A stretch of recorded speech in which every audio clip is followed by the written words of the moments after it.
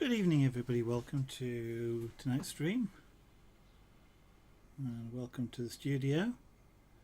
I think that camera looks okay.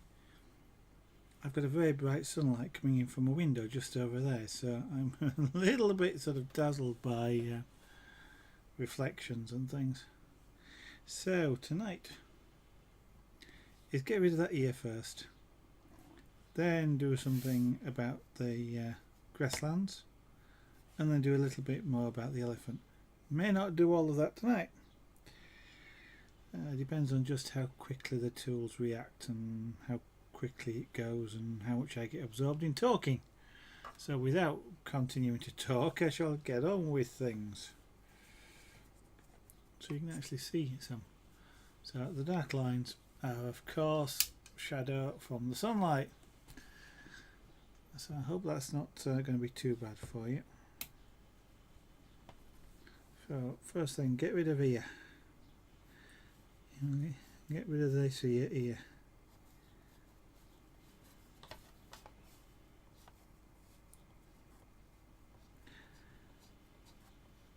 I was looking at it last night. I don't think we really need this here. It doesn't really add anything to the image and just tends to make you wonder what it is. So I am going to lose it. The elephant might not be happy about losing his ear, but I am. It's one less thing to worry about. Not that I worry about.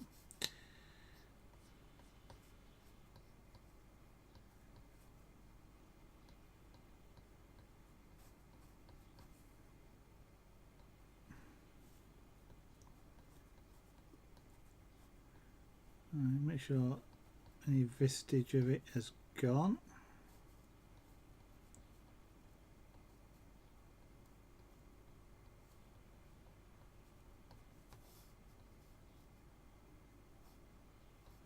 Right, Trumpeter, good evening. Welcome to the studio this evening. Thank you very much. I don't actually know how long ago it is you were last in the stream, but I guess I probably have. So we've got rid of that ear, which when the sun stops shining in through my window I might be able to see it a little bit better, but I think it's basically gone. Grassland. It's going to be fairly light in the distance, quite dark in the foreground, and I want to put some grass in, but I'm going to make it brown grass rather than green grass. Well, it's all brown, but basically what I want to do is put a light colour on all of this and then gradually darken it, but before I darken it I want to outline some grass stalks or something to represent the grass, which will be lighter than the background itself. So we'll start by filling in the background again, and now we've kind of done a fair bit of that up here, but that's just the way this stuff goes.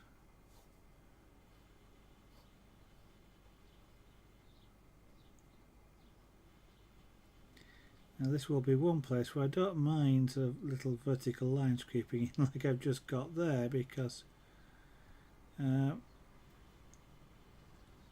will just be like grass blades.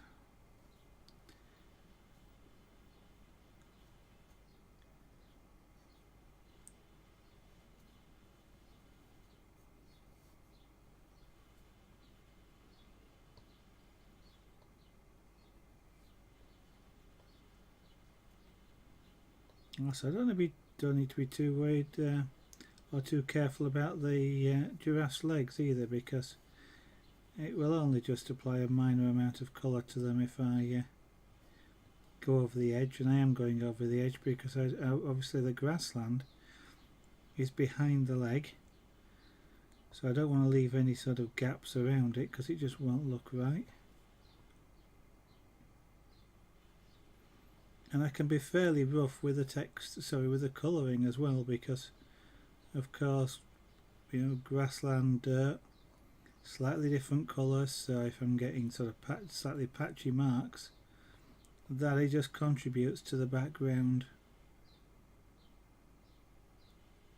the background effect.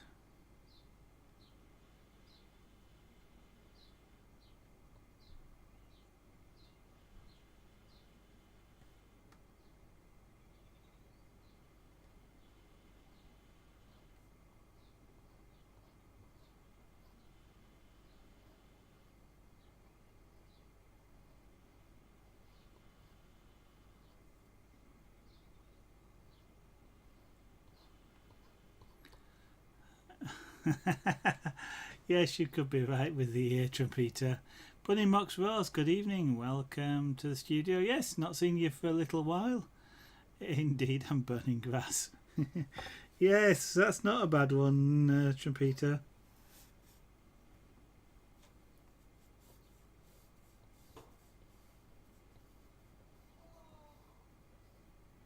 Getting to burn grass.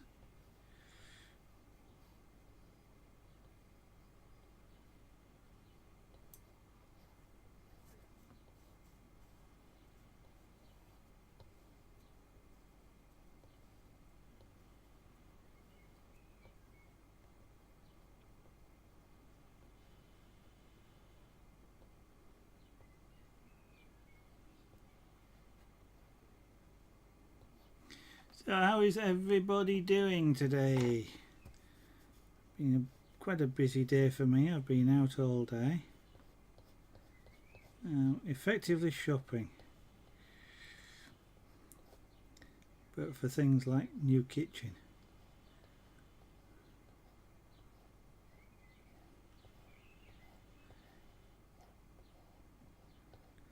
So I've been sort of visiting lots and lots of showrooms today.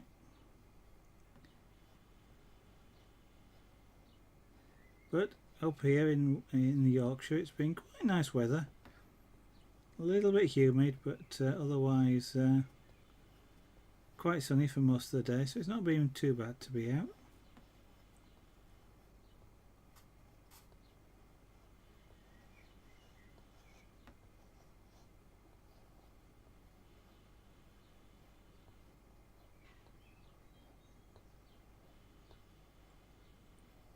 Whew, this thing's picked up a hair from somewhere.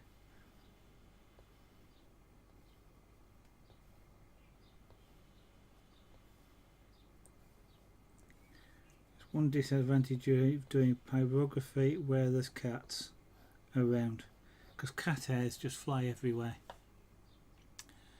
You had lunch with your family, got stuffed on Greek food, now you're recovering. Oh, well, my wife would love that, trumpeter. She absolutely adores Greek food.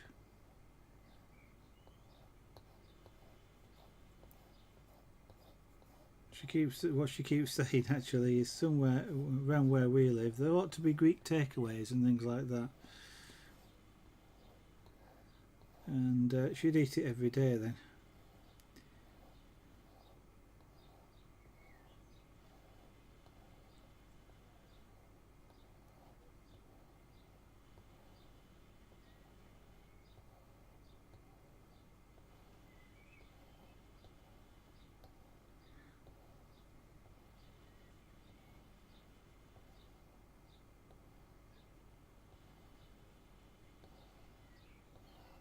This is at the moment just a very, very light overlay. I can barely see it here, but we'll then darken it down a little bit afterwards.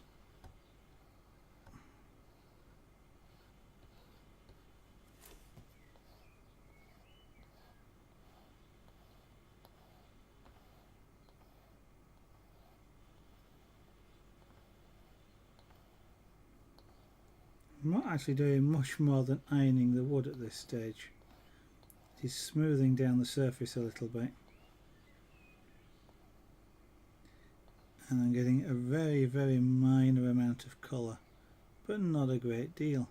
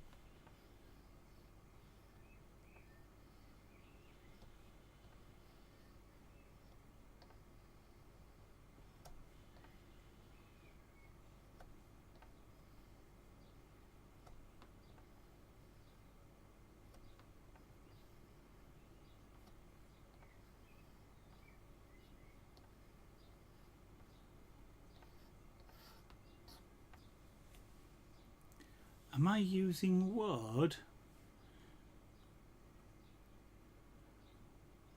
Yeah. That sounds a bit like a trick question, but it mocks Rose. Yes, this is birch plywood. You can do pyrography on card. You can also do it on some other vegetable, mineral, and animal matter like leather, for example, or goods. You can also do it on, but most of the time pyrography is done on wood of some kind or another. Often very light wood, birch, poplar, basswood or European lime tend to be the favourite woods. They have good characteristics for doing pyrography on, but you can actually do it on. You can even do it on things like ebony, which is really dark wood.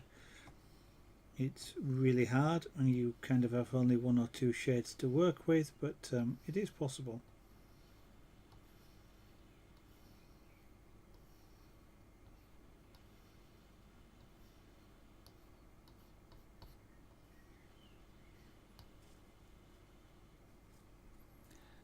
Much of interest, Bunny Muck's Rose. What might you thought it would be?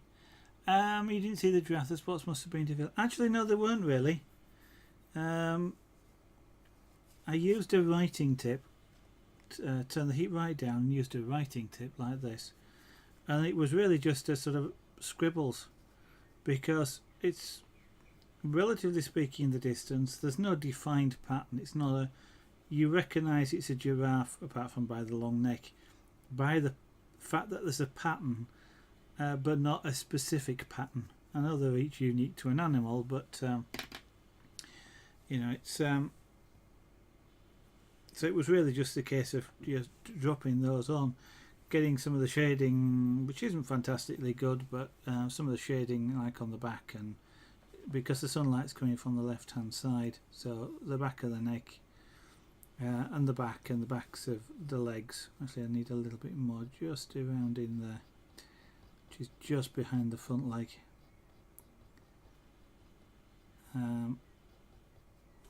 It was the hardest part actually, because you need to do it just enough to provide the shading, but not enough to cover up the patches. Only if it's done on well, it's not done on leather technically, Trumpito. If you do it on if you're cattle branding, because of course cattle are live. So it's not technically, it's not leather, it's skin, but you can do it on skin as well. Bubbles the Monkey, good evening. Did you? I saw you tape last time. I saw you taping up your big piece. Never actually saw you ironing it. So I trust that went successfully. You've never seen anybody do pyro before, Bunny Mox Rose? Oh, okay, I thought you'd been in the stream before when I've been doing pyrography, but I bow to your superior knowledge, because you know, and my memory is terrible.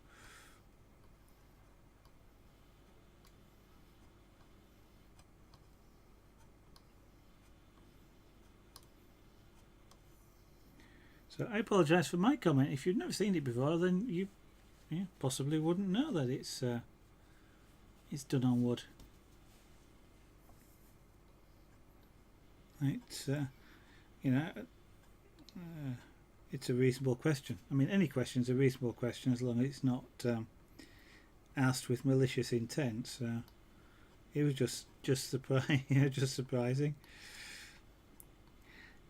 I guess sometimes, I'll say we all, but I kind of forget sometimes that, despite the fact that I've done a lot of teaching, but I kind of forget sometimes that things that seem obvious to me aren't always obvious to other people.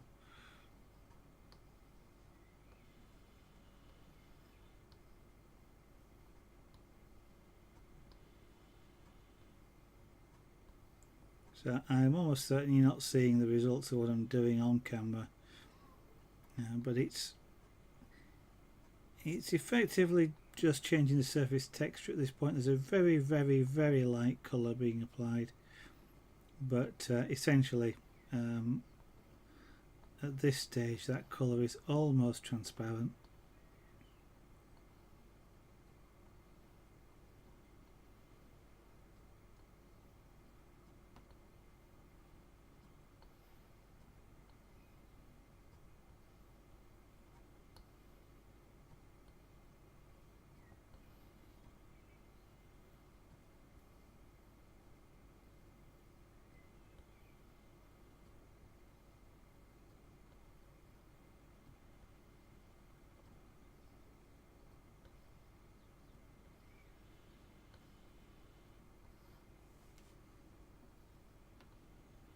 The main effect of doing this actually at this stage tends to turn this bit of the wood shiny, or very slightly shiny.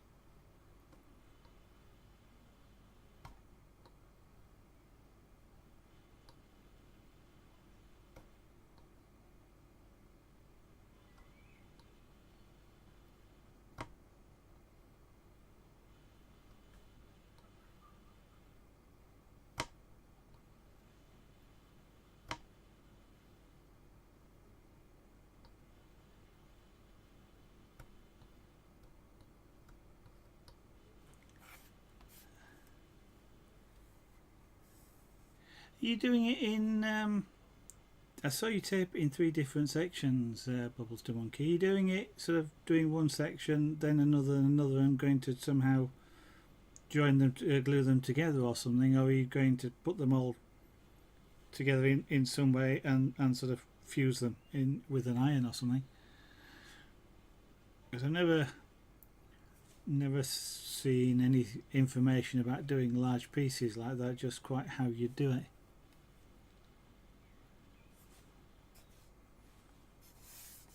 I bet it was quite fun and obviously therapeutic, sat there for a couple of hours or more punching holes in the tape. I'm assuming you do that. Right, my background colour, at least down here, wants to be a bit lighter, a bit darker before I try and indicate some grass. So I'm just going to go over this bottom area.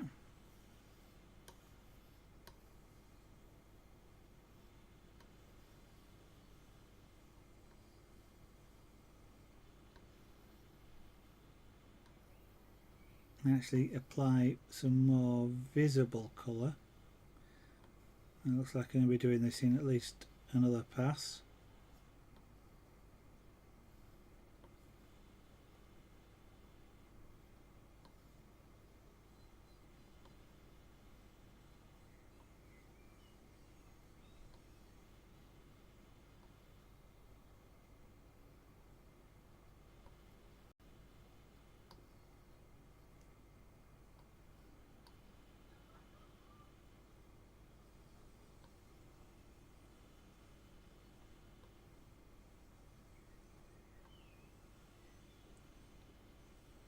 Now what this colour will form is the actual colour of the grass, and then what I'll be doing is going in between the grass blades and making the background to the grass blades around the front here at least darker.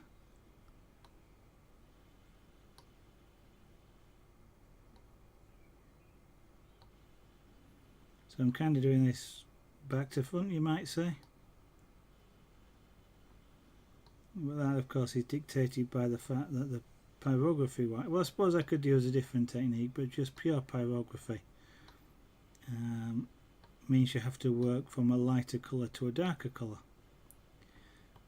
It doesn't easily come the other way without using some form of abrasive technique, which of course is the other technique. I could make everything dark and then scratch out some leaves, which actually isn't too bad an idea.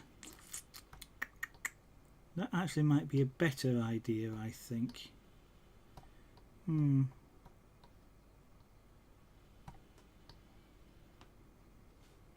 That's one to think about. Graya, good evening. Welcome to the studio this evening. Yeah. I bet that gets a bit like bubble wrap popping. You know, just after a while it's just...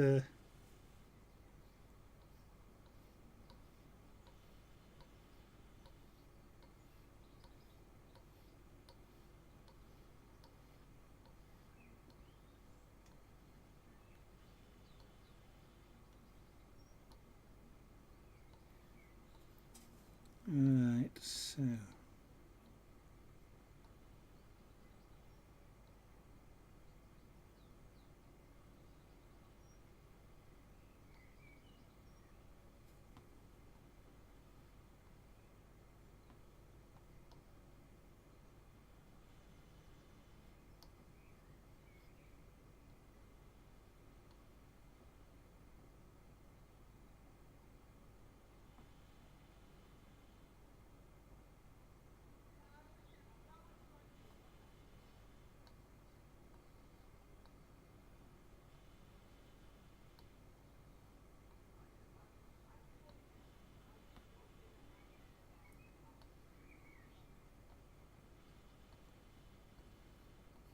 I might try doing a few... Well, no, I'm not going to try doing a few grass blades. I am going to make it all... I'll say uniform colour. And then I'll go back with the scalpel, I think, and scrape in to the colour of the grass blades. That way I can get a lot more grass blades a lot easier, rather than trying to do it with trying to sort of do the background around the grass blades. That's amazingly difficult to say, grass blades, which will be really hard to do.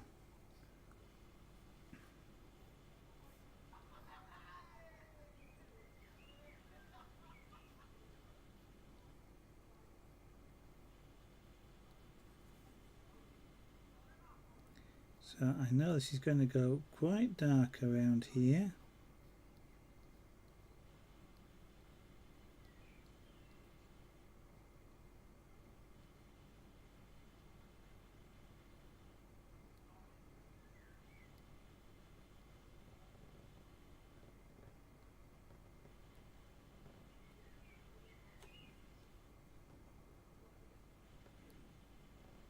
Now, because I'm doing this along the edge of the wood, you might see little wisps of smoke coming up. Normally this darkness wouldn't be enough to do that. I'm not quite carbonising the wood, but the very fine edges do carbonise really quickly, and that's the smoke that you're seeing more than the rest of the area. I don't normally like carbonising things, but on the very fine edges like this, it's really difficult to avoid. Once the carbonisation kind of changes the surface, that is more akin to actually burning, rather than sort of a charring or a drying, which is what's happening for the rest of the wood.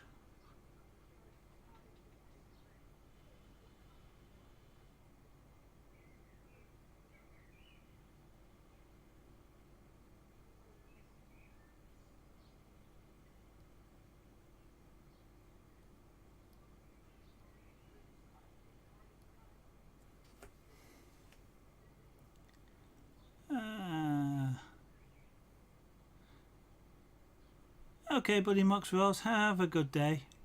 Thank you for dropping in. Nice to see you again.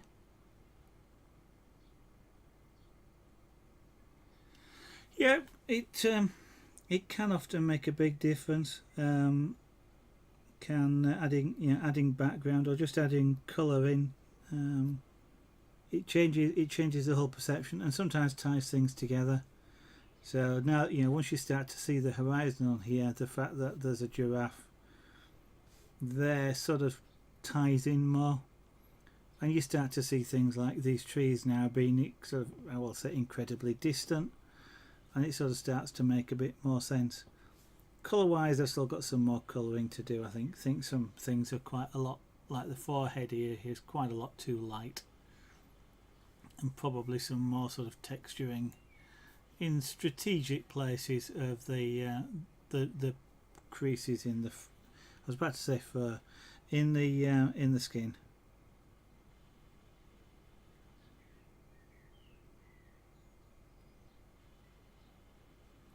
Now this extreme foreground I'm going to make quite dark.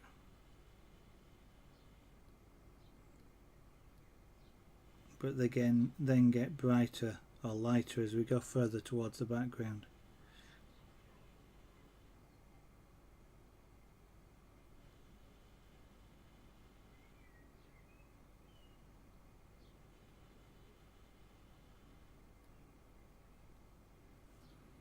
Now if we get variations in colour, again it's a natural background.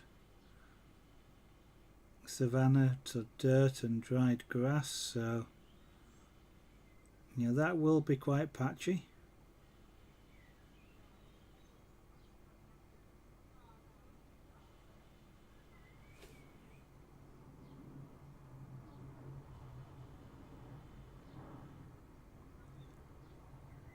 So the image itself helps me as a relative beginner to do something that I'm not that practiced at yet, and that is creating texture.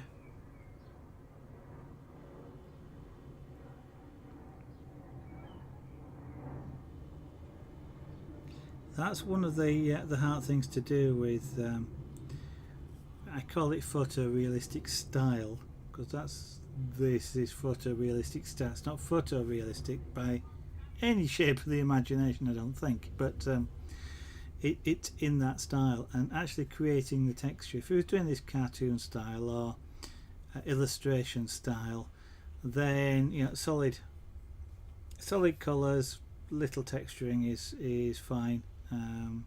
But as you want to get towards more realism, you want to be able to see every little mark and crease and just lines that are in the elephant's skin. So I'm not that good yet, but that's just practice. But keep adding a bit in every time, as much as I feel able to do, and gradually I'll get better.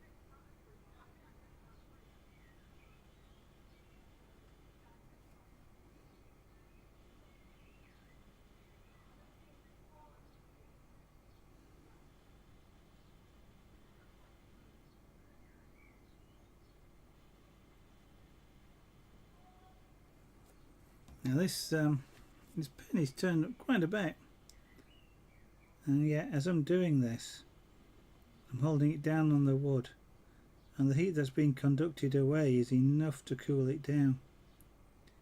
So I keep running out of colour. It's a bit like I'm using a pen, a quill pen, and as you do more, of course, you run out of ink, and that's because the pen won't actually heat up fast enough.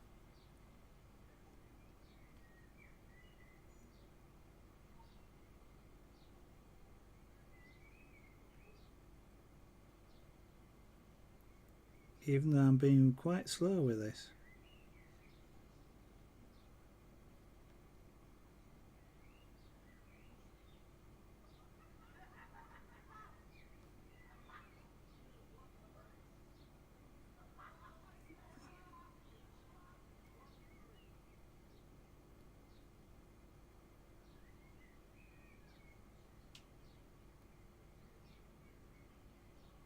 trying to do this in one pass because I want to test out the theory whether or not doing it in one pass actually is quicker than doing it in lots of small passes.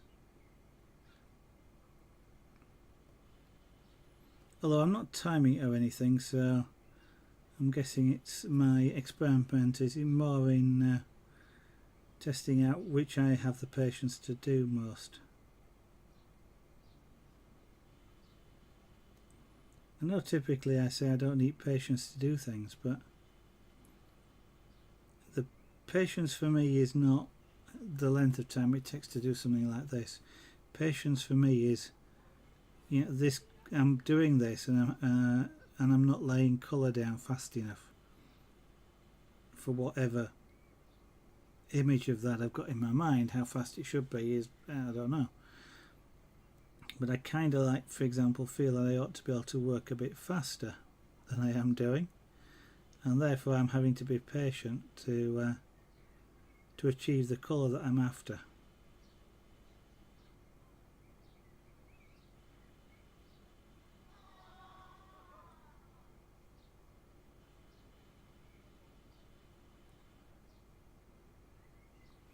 Now this is actually where I could do with either having a small piece of paper under my right hand or actually wearing some form of glove, so that my hand will slide on the desk, because at the moment it isn't and so it's hard to continue this line without stopping and moving my hand, and that then creates, you know, break lines.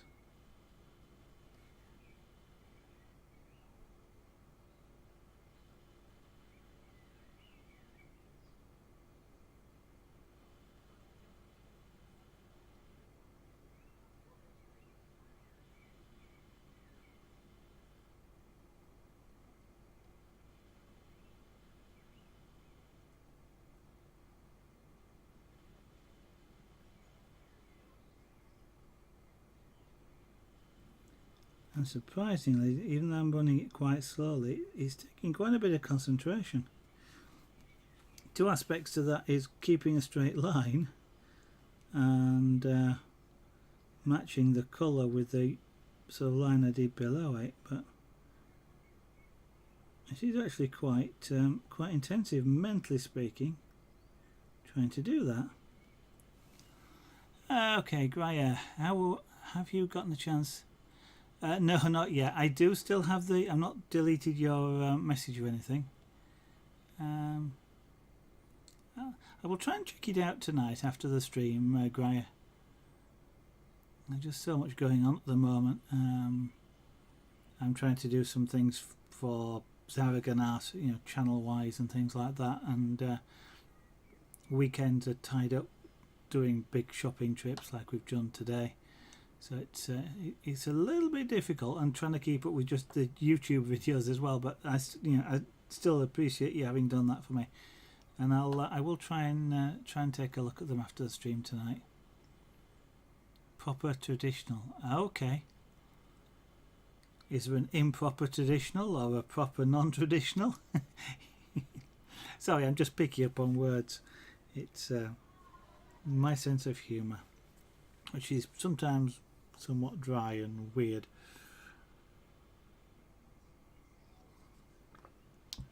Ah, that water's nice. Okay, I want to do at least another...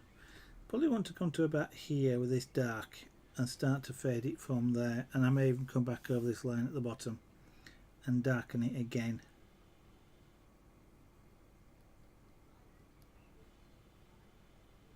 Or further. I may see if I can get a little, you know, closer to black, almost carbonising it, but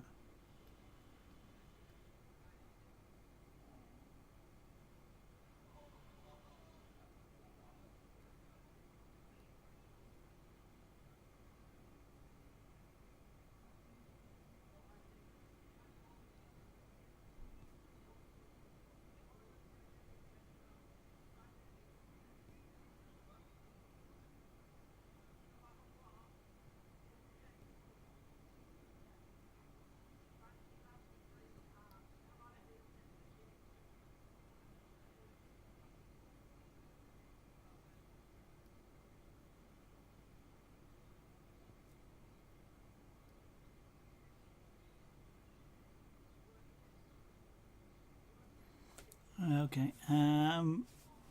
Oh, thanks for that. And but as I say, I do appreciate you doing it. I will check them out. I'm not. I wasn't just saying it. I really do want to have a look.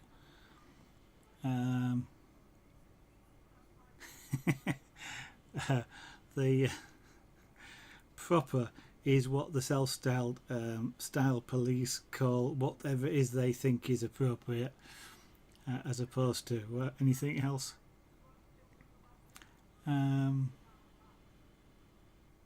Okay, yeah, yes, I understand the traditional sort of thing, but proper, yeah, okay.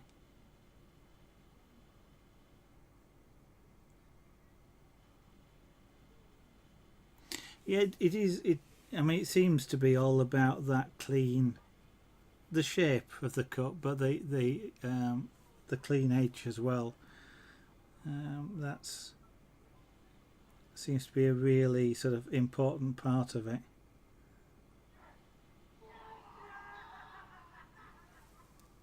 I have no idea what's going on out there somewhere, but some people are enjoying themselves.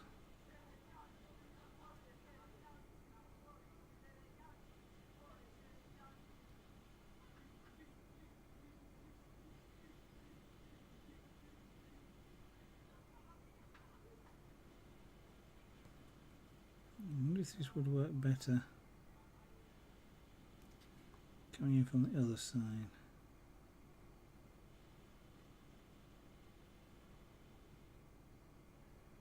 Not really.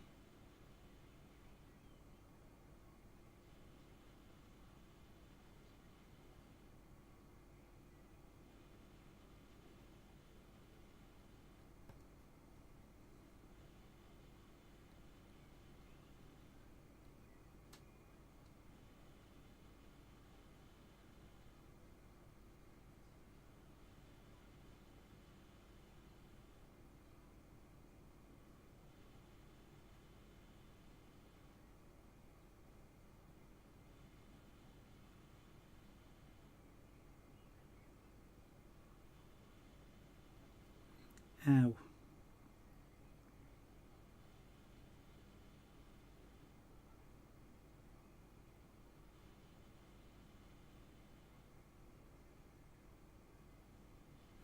And I'm quite liking this tip though. This this was a new one I got out last night. When I bought when I bought this tip, I bought about 4 different shaped tips to try. Now, when I was doing the upper part of this, I was trying a different shader out, a wider one. This one's longer rather than wider, and I really sort of couldn't really get on with it. It just didn't. It was heating in a funny way, I guess, but I just couldn't work with it. So I swapped it out last night for this one, and this one has a better heating pattern, but I'm just getting on a lot better with this one than I was that other one. Still need to do a lot more practice with it, but to understand just how to use it properly.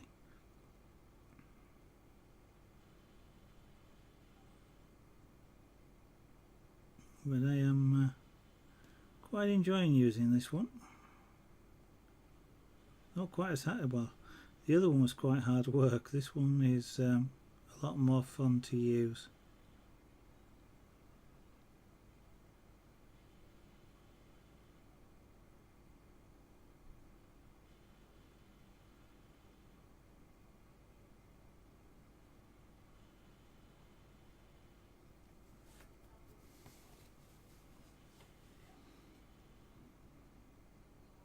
So welcome to the slow motion art form.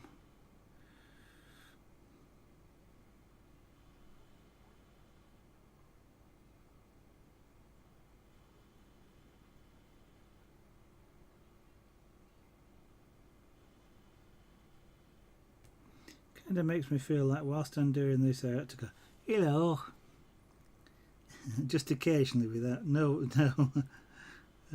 prior notice or anything like that, just to keep people awake.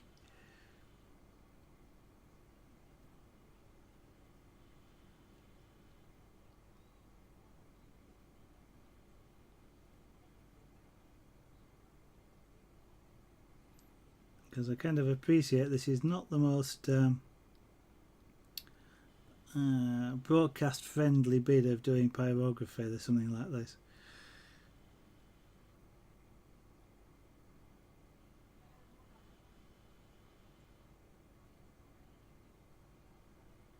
What I may do is turn this up a little bit more, which actually might make it go a bit faster. Well, it will make it go a bit faster. There's no might about it, but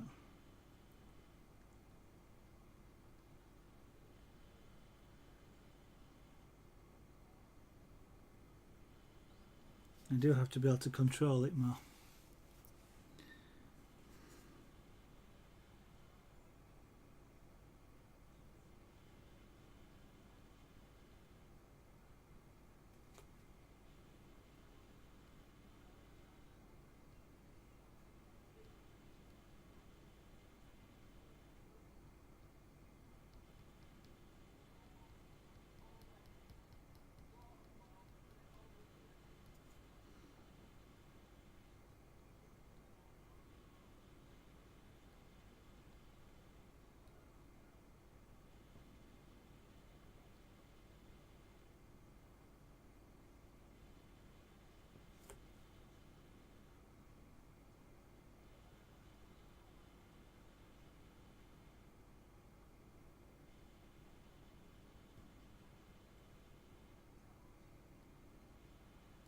Now this is where if I was extremely talented at doing this, I'd be able to do this with one hand and juggle balls with the other one. Theme Hospital, good evening. Welcome to the studio. Why has today not been your day? I've not had a bad day. And can a day really be said to belong to a person? Now we're into philosophy. But I hope, as Graia says, I hope everything is okay.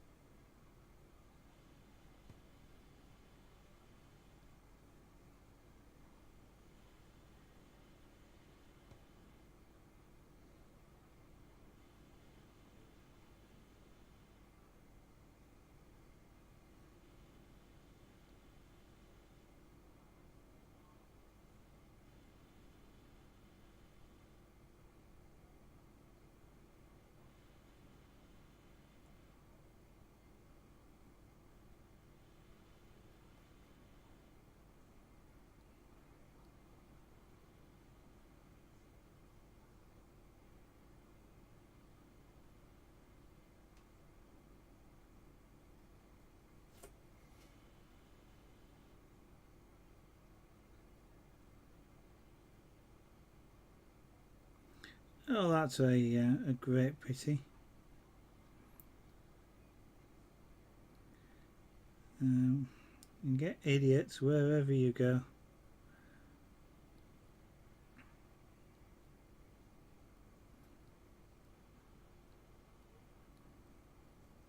And I don't really understand why what people get out of it, really, stopping somebody streaming.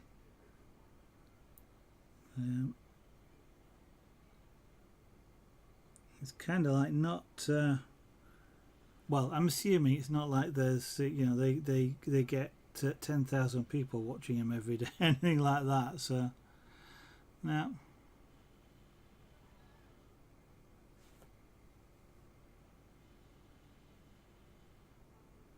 Kind of suggests it's possibly somebody you know or somebody that you've refused something to or banned or something like that.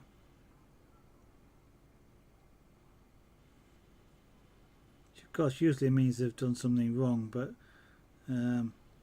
often what happens in these people's eyes is they think whatever they do is right, and if you ban them because they're being idiots, then that's not right.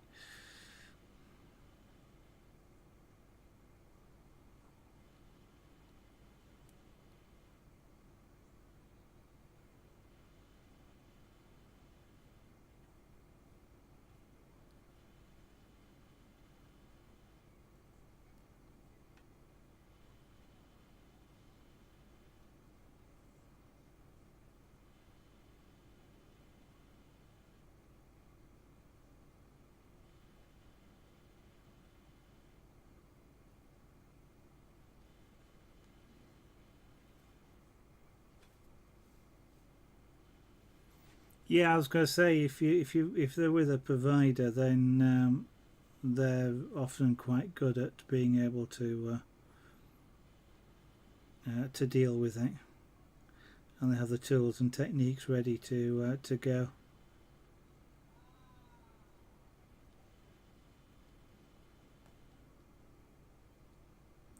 Well, I hope it settles down and it no longer impacts you very quickly.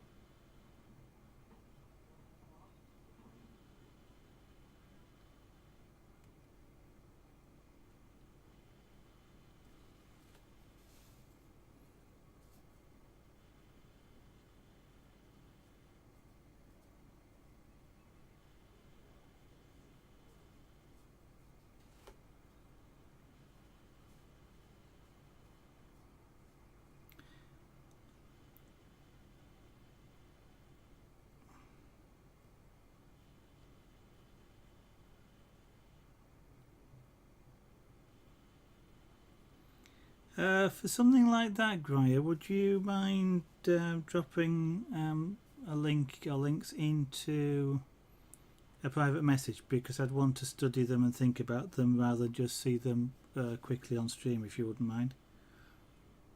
But thank you for the offer.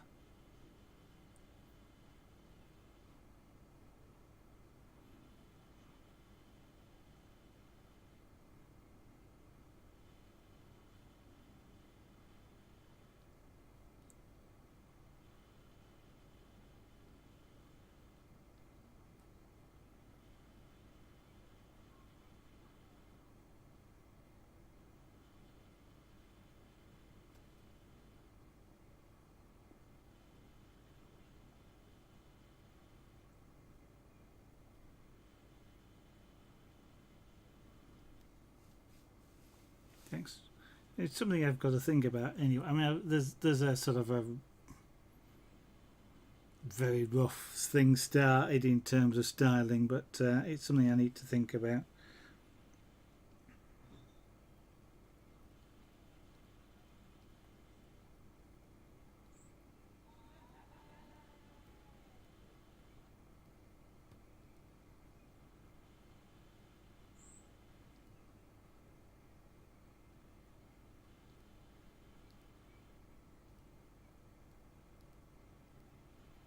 I mean, actually, I was going to say, if you are quite welcome if you also want to post links in chat. I won't look at them now, but if anybody else wants to look at the sort of work that you do, if you want them to see, then you're quite welcome to do that. As I say, I'll look later on with a PM if that's okay for me. But you are quite welcome to show other people if you wish to do so.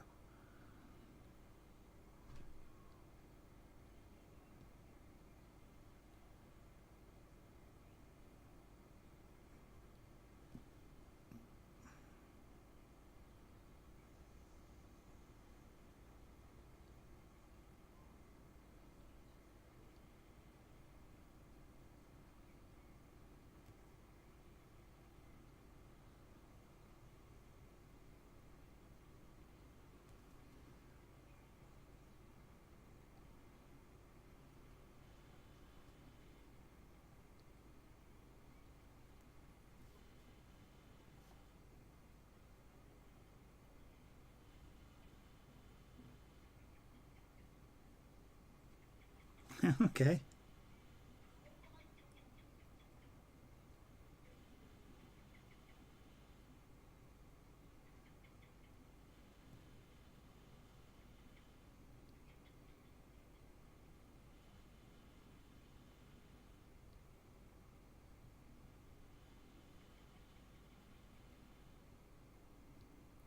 You know, the thought just occurs to me. What I ought to do is when I say things like, okay, there, you guys kind of, because of the stream delay as well, possibly have no idea what I'm talking about.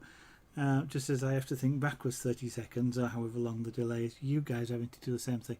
That was the okay was in response to you mentioning there that the sort of images you do will be supplementary to the kind of ones I've got already. So just in case, I must remember stream delay works two ways sometimes.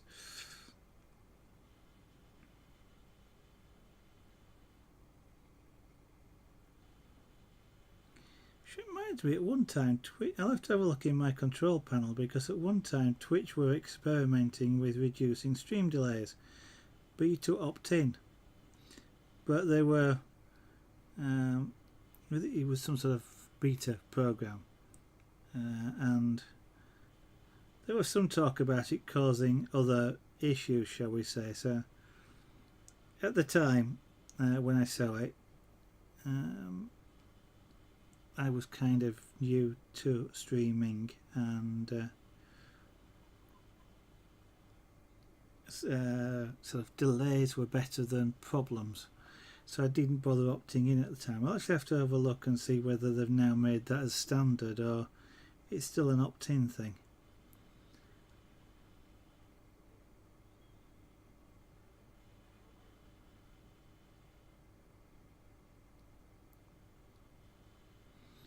It has something to do with reducing my stream buffer, and since I've got a reasonably decent upload, I should be able to reduce the stream buffer without too much of a detriment.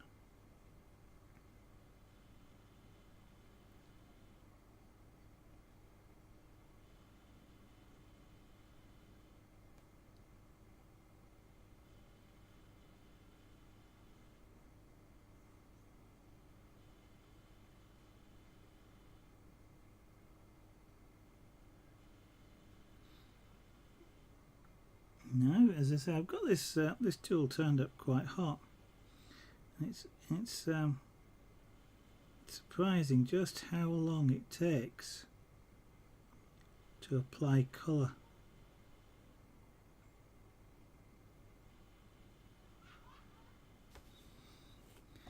I'm kind of having to, well, to do this, I'm having to learn to really slow down.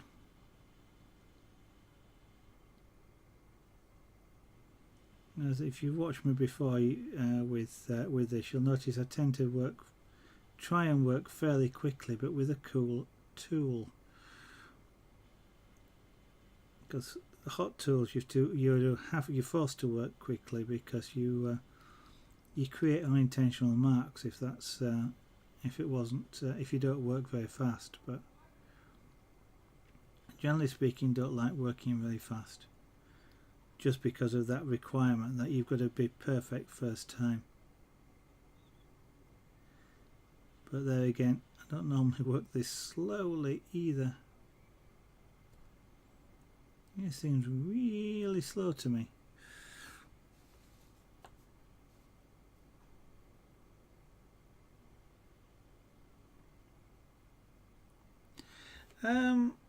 It's an interesting one, because the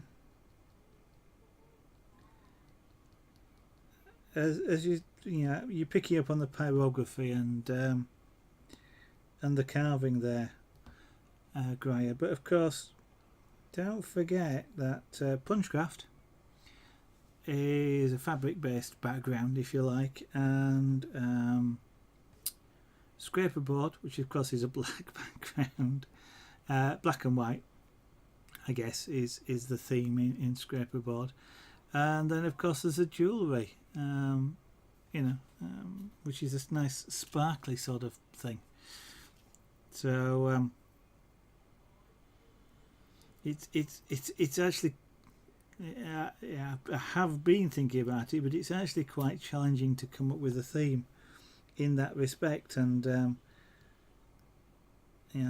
whilst I don't do it on stream at the moment, the intention at some point is to do some airbrushing as well, which is why one of the notifications is an airbrush. And I mean, there's no reason why, you know, themes and things don't or can't change, but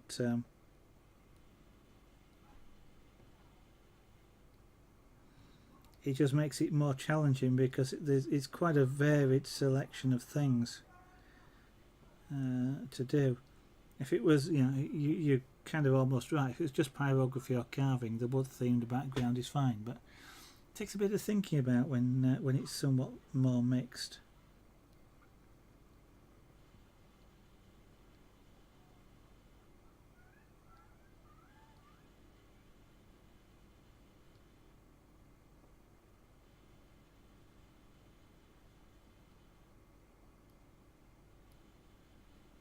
It's kind of like, I don't know, somebody who plays Call of Duty and chess.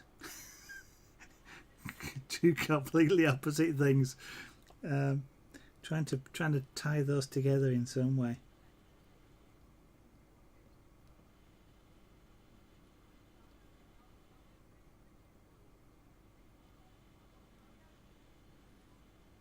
Now then, there would be no shadow from the elephant here because the shadow would be behind him. So, just in case anybody was wondering, you know, where the shadow would be, or if I'm going to do some sort of shadow, there wouldn't be one in this particular case because of the sun direction. The sun is basically off to the right hand side of this image at relatively low level.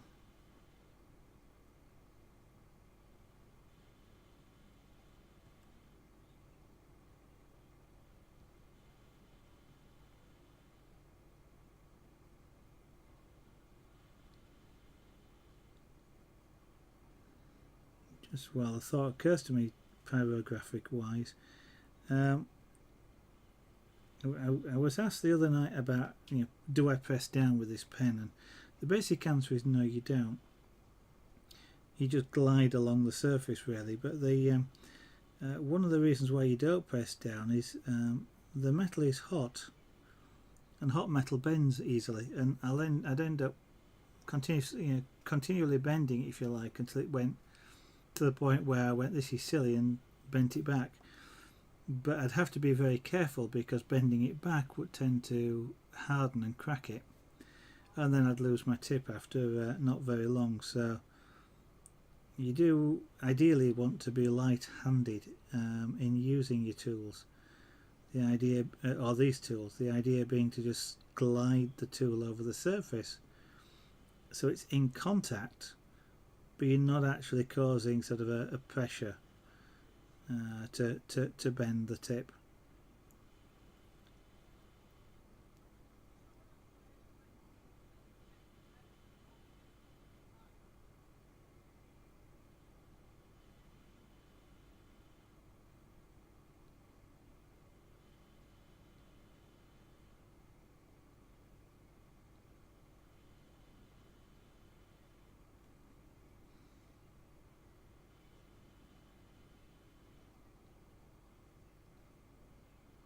Yeah, I'm really quite pleased with this tip so far.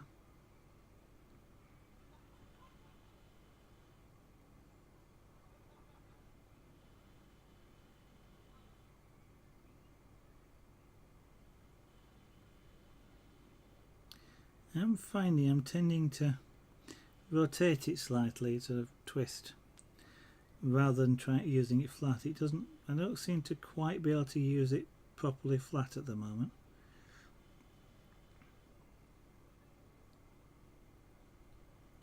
Something just about the way I'm holding it, perhaps, and it just keeps. I just keep applying a tiny twist.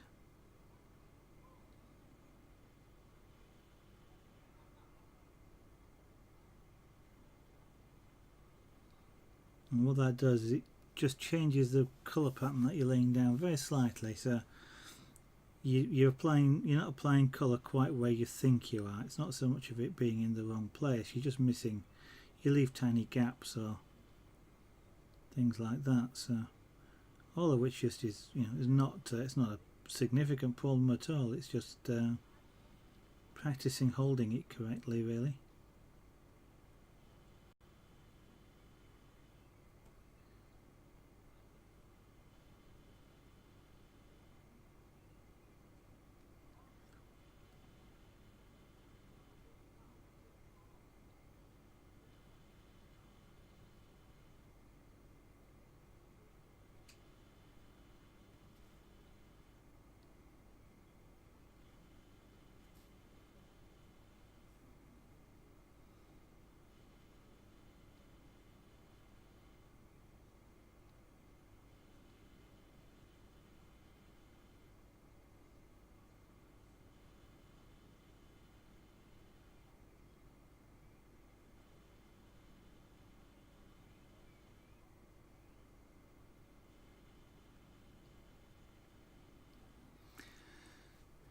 Right, so I'm going to try and just darken off this bottom bit a little bit more. In fact, let's try a little bit more heat with this tool. Actually, a reasonably lot more heat with this tool. I'm probably going to get is a bit more smoke off of this as well, so I shall just move myself out of the way because I don't actually want smoke in my eyes coming off of this. Just from the point of view of it, you know, I don't know if you've ever had smoke in your eyes, it just makes them sting and they're a bit sore.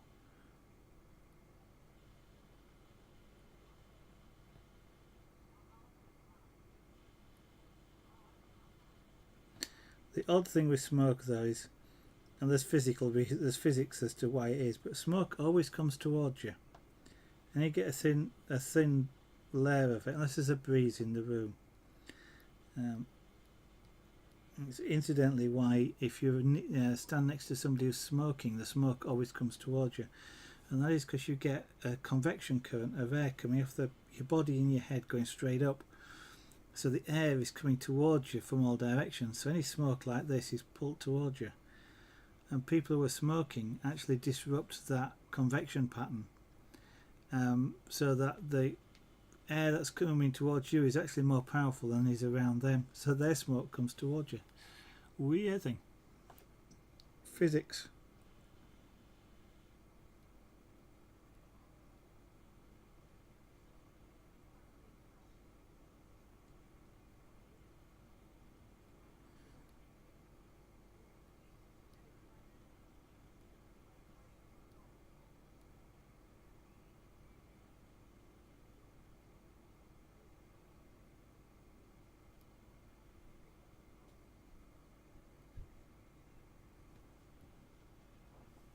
Now this is about as dark as I can easily get without literally carbonising the wood.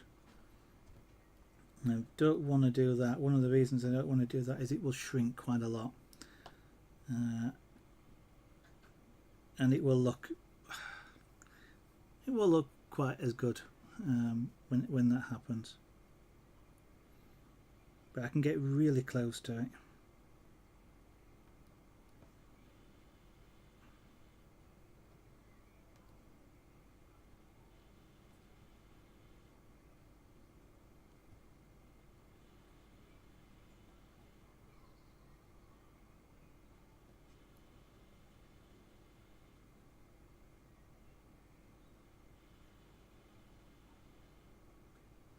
Surprisingly, whilst I have this, as I mentioned, this tool's turned up quite a bit.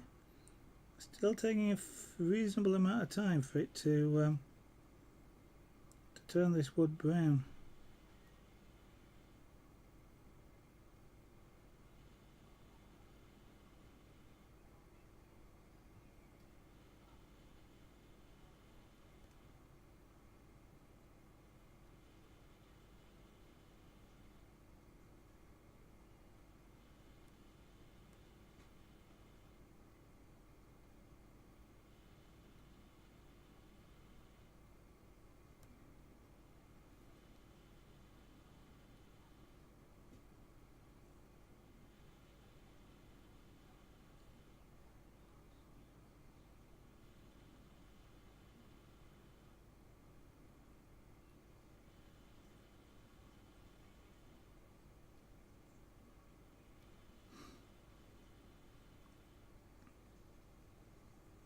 This is one of those occasions where what looked to be quite dark when I did it first, now I put something even darker next to it, this thing looks quite light.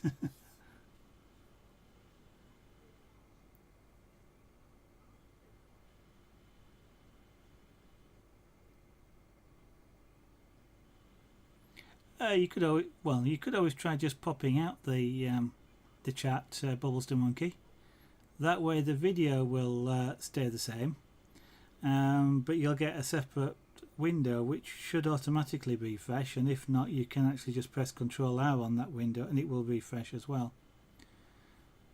Of course, it could just be that nobody was typing much in the chat window. Let's see. Yeah, it was almost 10 minutes since Grier said something before your message, Bubbles.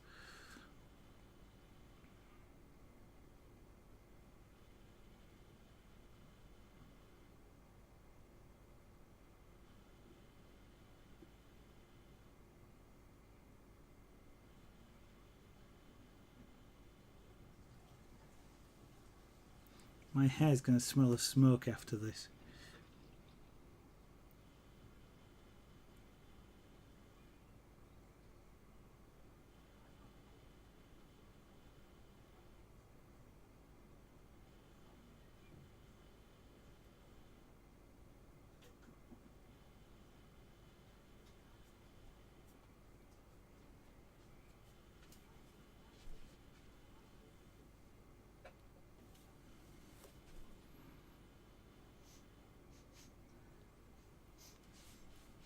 No, it's not. It's this. Oh.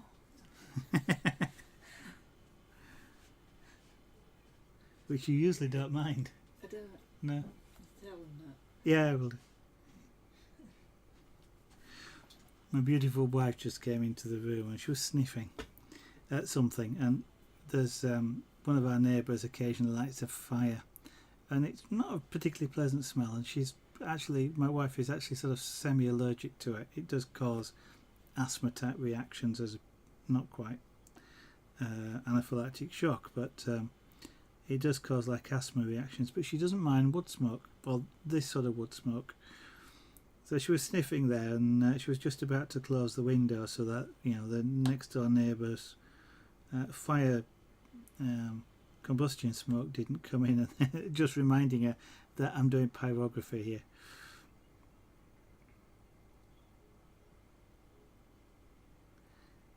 Actually, this sort of thing would be quite nice. I think maybe one of these days I'll try it on something like apple wood, because if you some trees like that, eucalyptus as well, I guess, of course will give off a smell as they're heated. You know, eucalyptus, quite literally, eucalyptus apple is like an apple blossomish sort of smell, as well as the wood smoke itself. But might be interesting, you know, do pyrography and create a nice aroma in the house. I don't actually mind wood smoke myself, apart from I don't like it in my eyes, but I actually find it a relatively pleasant smell.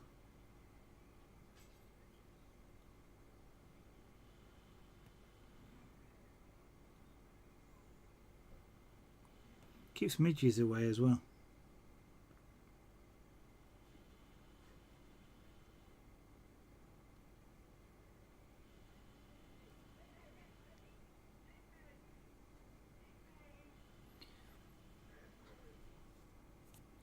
You possibly would get, because I mean you've got in the tree, in the leaves of course, you've got a little bit of the lemon essence, which I suspect would come from come out of the wood as well.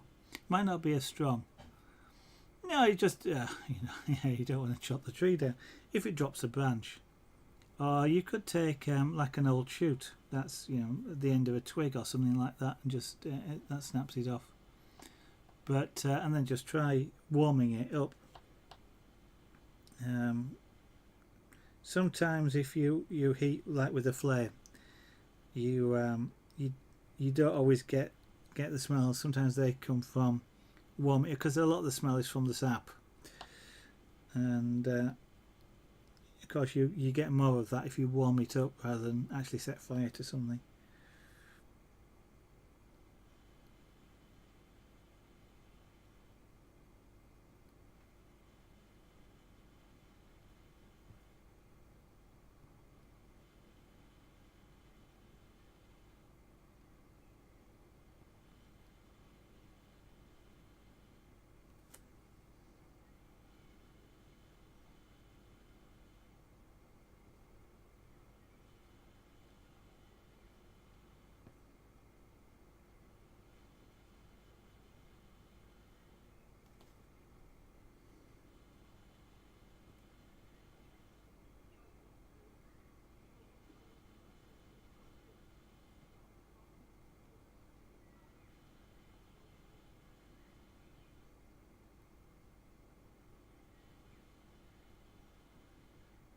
I haven't decided yet whether I prefer using this tool left to right or right to left.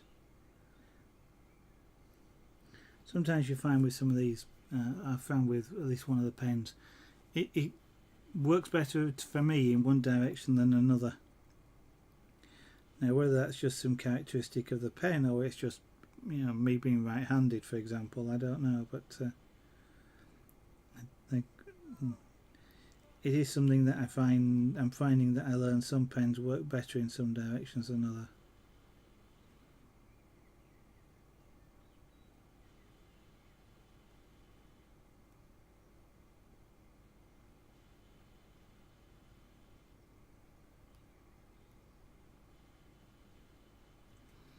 Now I could add sort of an interesting shadow if I wanted down here as something that wasn't quite on frame, but I don't feel like challenging myself quite that much.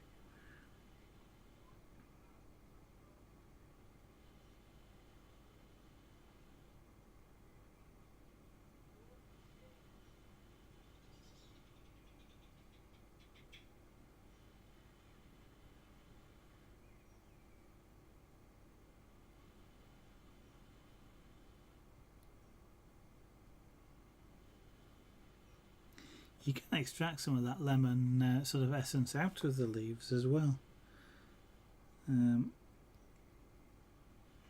if you rub them you'll get the lemon a lot stronger, and it's kind of like an oil. But I know you can do it, I have no idea how to do it.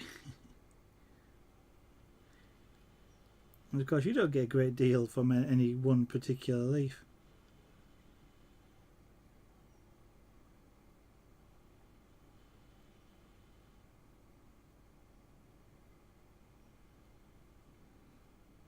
That's sometimes why some gardeners will put things like herbs along the side of paths so they overhang the path, because that way you brush past them as you go and you encourage the smell.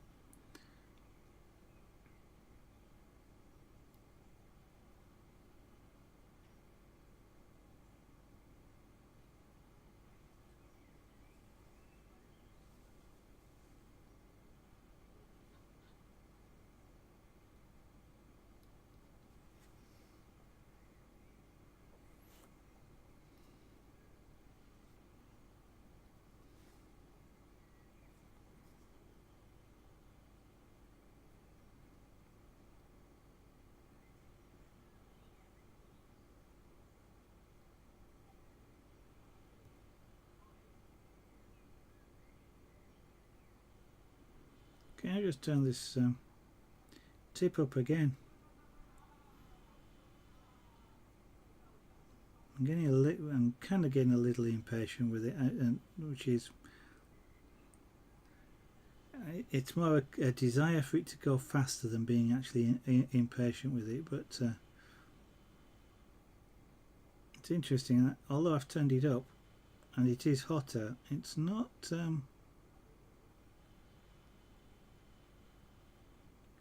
actually had that much impact on how quickly I'm doing this. You know, I'd love to be able to just put these down and tool down, just drag slowly across the surface, but it's not really working like that.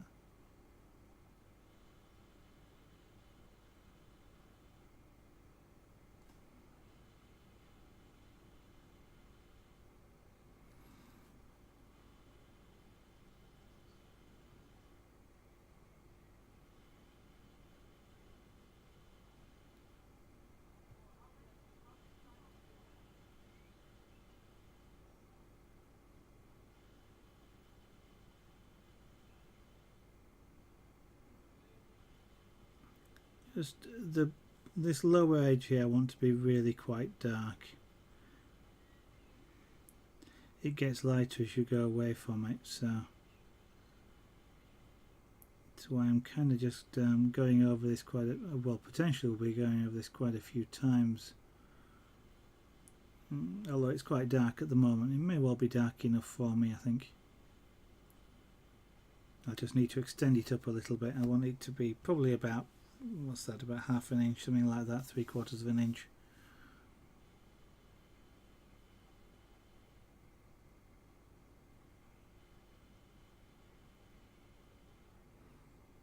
Because I'm not after jet black, but I am after quite a really dark black, or dark brown, I guess, not dark black.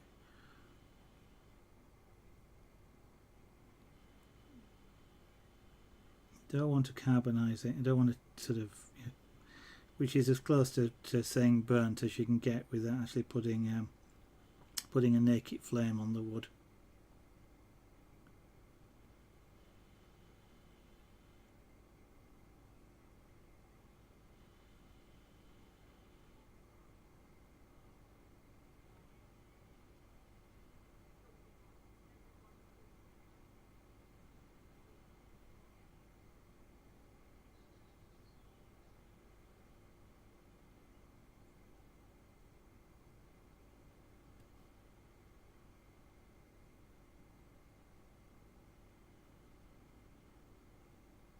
Which is actually what quite a lot of people expect when they sort of see pyrography, or what, generally most people know it as wood burning. And of course, if you've been watching for a while now, you'll notice that I make much flame, and it is actually, I've found when I've been talking to people about what is pyrography and the art that I do and things like that, and it has been quite interesting that people sort of do expect that you're using, well, they kind of think of it like a branding iron. So you've got a big, I don't know, forge or gas jet that you're heating up a branding iron with, and you're touching it and there's flames coming off, because of course they've heard of wood burning. And they kind of, when they've seen this tool, they're kind of surprised there's no gas jets or things like that. Can't quite think what they imagine sometimes, but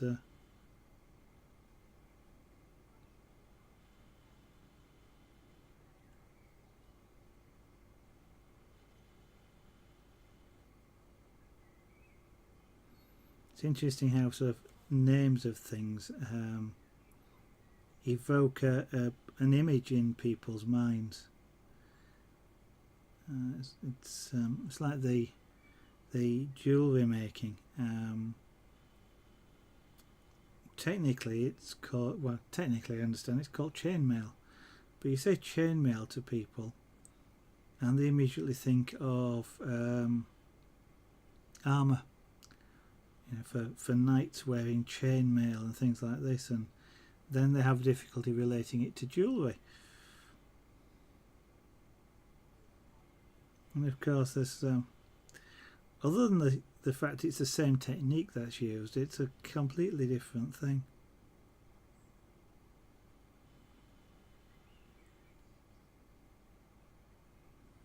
And on the occasions where you see me streaming now, jewellery, you'll see me calling it jewellery rather than chainmail,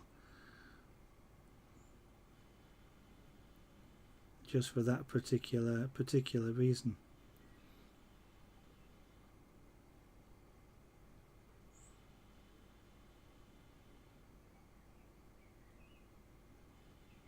And just applying a sort of a slightly midder colour.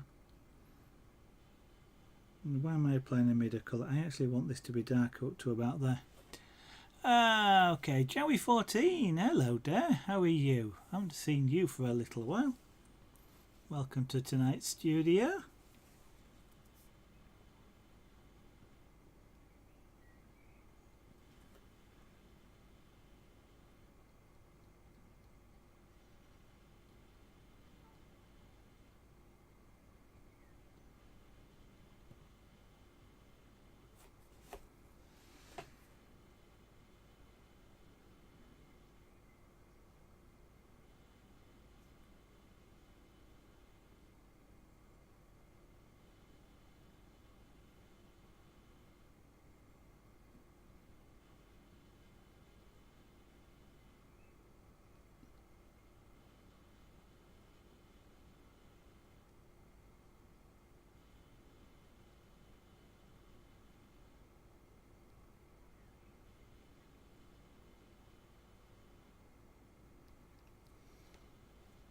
you'll find, oh, that's good. I like it when people are fine. Even better when they're happy, but fine is a good alternative.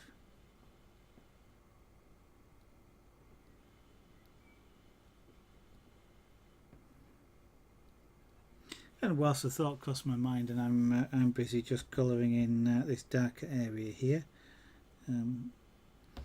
looks like there may be a fair few people watching, so just a gentle reminder to those people that may not follow me that there is a follow button somewhere down under the screen. I do appreciate everybody that follows me. It's fantastic. Those of you that wish to do so. But it is by no means mandatory, and it's not a requirement to watch the stream.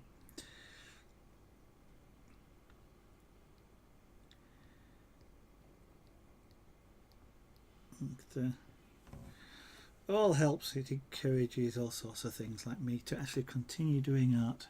Excuse me, I'm going to get a drink of water. I enjoy doing this, by the way. So I'm not about to give up if somebody decides not to follow or anything like that. But it is nice to know that people like what they see enough to want to follow.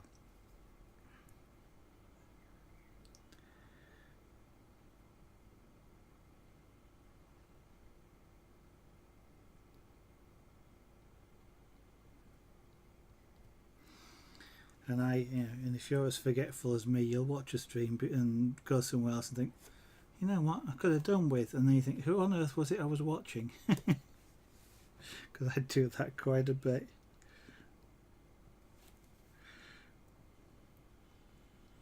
Especially as I sometimes watch 2 or 3 streams at the same time.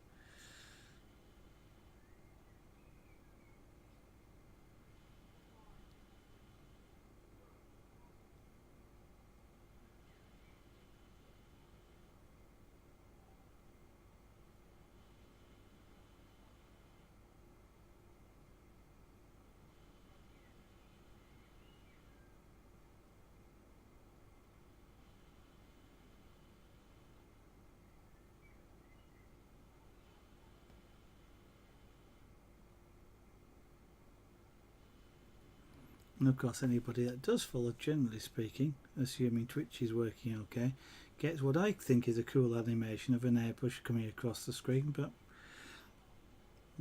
as to whether it actually is or not, yeah, the usual television thing, you decide. Which of course comes from Big Brother in the UK. You decide. I don't watch it anymore, by the way. It is on at the moment, and I understand there's some silly people in there whose only aim is to be seen on television. And the reason I'm laughing is that's kind of what I'm doing, in a way. Is I'm sat here streaming to be seen by you guys who are not watching television, but you know, it's a... Oh dear. Ah, you're off. Okay. Have a good evening, Bubbles the Monkey. I may well drop in and see, but I've got a few things. I did promise I'd try and catch up on something that Graia sent. Oh yes, no, I understand that, Joey, and Graia as well, and thank you very much for doing so. It's really appreciated. And talk of following people, if you're interested in pixel art, fuse beads, perler, and I've forgotten some of the other names. Sprites and pictures being made. Check out Bubbles the Monkey's channel, because she does that, and some really large pieces as well. The last one that she's still fusing had I will say several thousand, but I think it was in excess of about 14,000 beads in it. That's an amazing thing to see, and just it's an amazing art form. And despite the fact that I do cross stitch and I can read a chart, and you know where the stitches go just by looking at the chart and looking down at what you're working on, it still amazes me how Bubbles can look at both a picture and chart and actually know where to put the beads on the board. And I know she's doing exactly what I do with cross stitch, but I still can't grasp the fact in my mind that just how she manages to do it, especially on even a small board takes something like about 900 beads. And then she has 6 or 8 of these sometimes, and it's check out her channel. It's an interesting one to watch.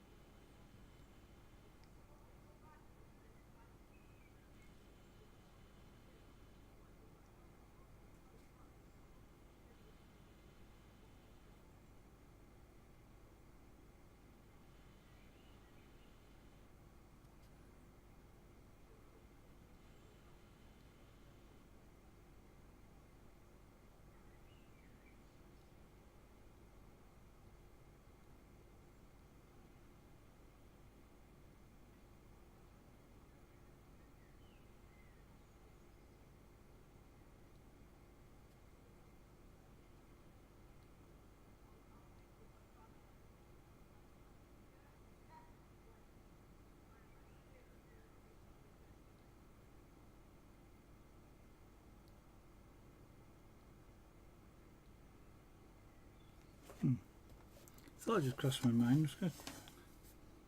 No, it doesn't. I just thought I'd check. I'm applying quite a lot of heat, relatively speaking, and I just thought I'd check whether any of it was coming through to the other side. Because if it was, I'd have to put something down to protect my desk. I don't want the desk power. It might be an interesting challenge one day, but I don't particularly want to apply pyrography to this desk, especially as I know it's a veneer. So it wouldn't react quite as impressively. Incidentally, this is plywood, and it's quite thin. I think it's something like 3mm, and plywood is a very good wood to do pyrography on, especially good grade plywood, because the way it's made, when you apply heat like this on the top surface, and if you do it on thin sheets of wood, especially this shows up, but you're applying heat, what you're doing is drying the wood out, and when wood dries out it shrinks.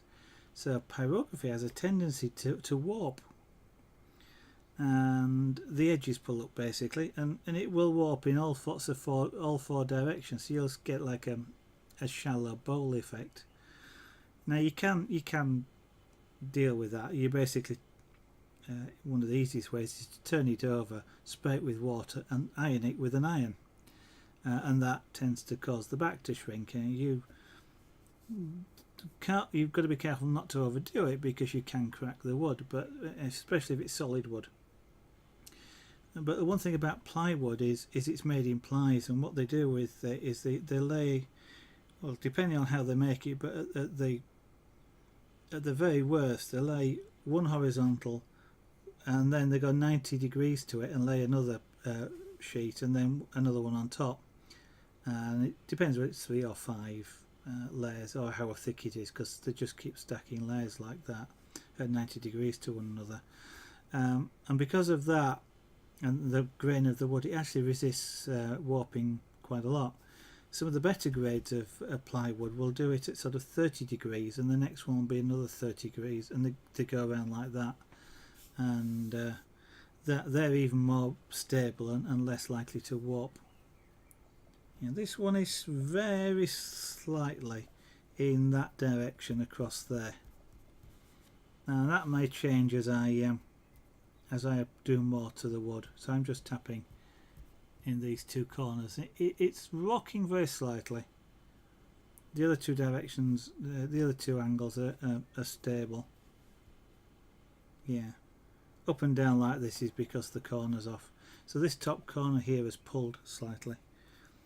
The other way you can do it is you can turn it over and apply, like I'm doing here, quite a dark thing in just some areas, and it tends to pull it back as well. But and other times you just go, you know what, that's part of pyrography. Sometimes it adds a little bit of charm, in quotes, to the piece that you're working on if it does warp slightly.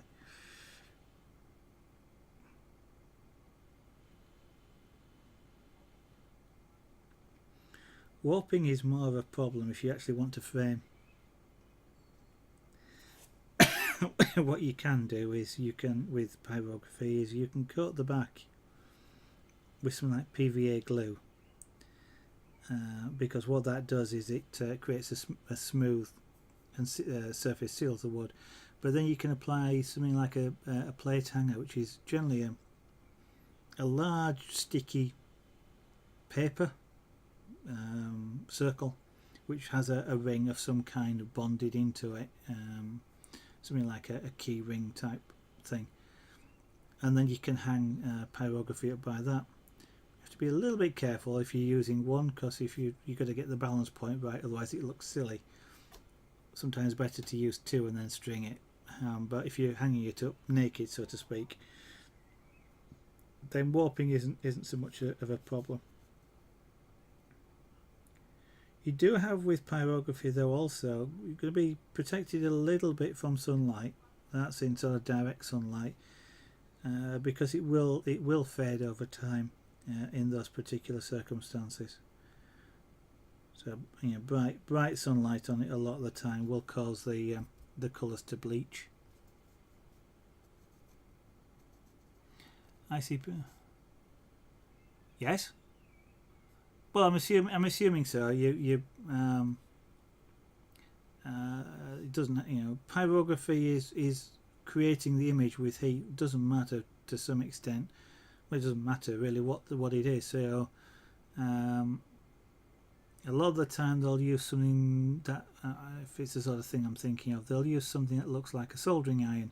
So it's a lot of heat, and it creates quite a dark line, and you can use it. It's a bit awkward to hold, but you can use it like a pencil, and then they'll do. You know, you'll then do the people then do things like stain the wood afterwards, for example, and they'll be using, generally speaking, a thicker section. I've seen that sort of thing done. I don't know specifically about Middle Earth, but I've seen that sort of thing done on like slices of tree trunk, which can be quite effective. Generally speaking, I wouldn't advise anybody applying like a stain or a varnish before they apply pyrography, because you're then heating up that chemical, whatever it is. Some chemicals like that break down into unpleasant or potentially harmful vapours.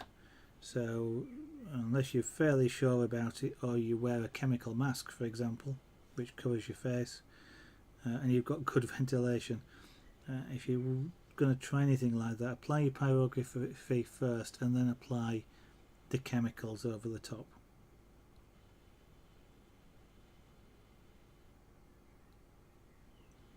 You can do this sort of stuff also to thick paper, by the way. So parchment is thick paper, or thin card. You know, you can apply pyrography to that as well. It does exactly the same as it does here. It goes brown.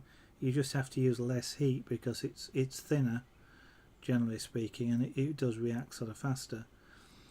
But you could do scrolls, for example, using something like that.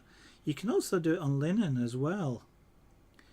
I'm not quite sure. I mean, one of the stains you could use is tea, for example, which will give you a brown aged sort of look. Actually, so will coffee as well, but I don't know quite how pyrography over something stained with tea or coffee, for example, would react. So, you know, that's perhaps an interesting way of creating that sort of map thing. Yeah, varnish before flaming hand. No, it's doesn't really doesn't really get that hot. Trumpito, you're more likely to melt it, and then it'd smoke. It would smoke a heck of a lot, but you are more likely to just melt the varnish. It depends on quite what it is. Some varnishes will set and then they'll actually char and go sort of black and brown. So you'd be applying pyrography to that, but presumably that would give off some really unpleasant smells, if nothing else.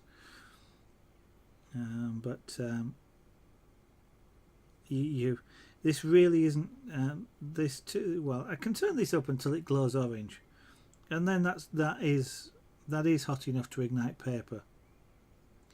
I don't know whether it'd be hot enough to actually ignite wood, but it's kind of, your normal sort of working temperatures. They're not really hot enough. It's not really hot enough to actually cause something to burst into flames. Most that'll happen on this wood, for example, it'll smoke a lot and it will carbonise, and it'll carbonise all the way through, and it just won't quite get hot enough to for flames to appear.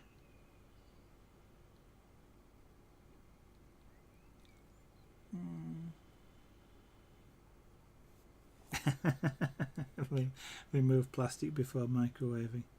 I don't know, a lot of these days food you stick in the microwave, it just says Pierce.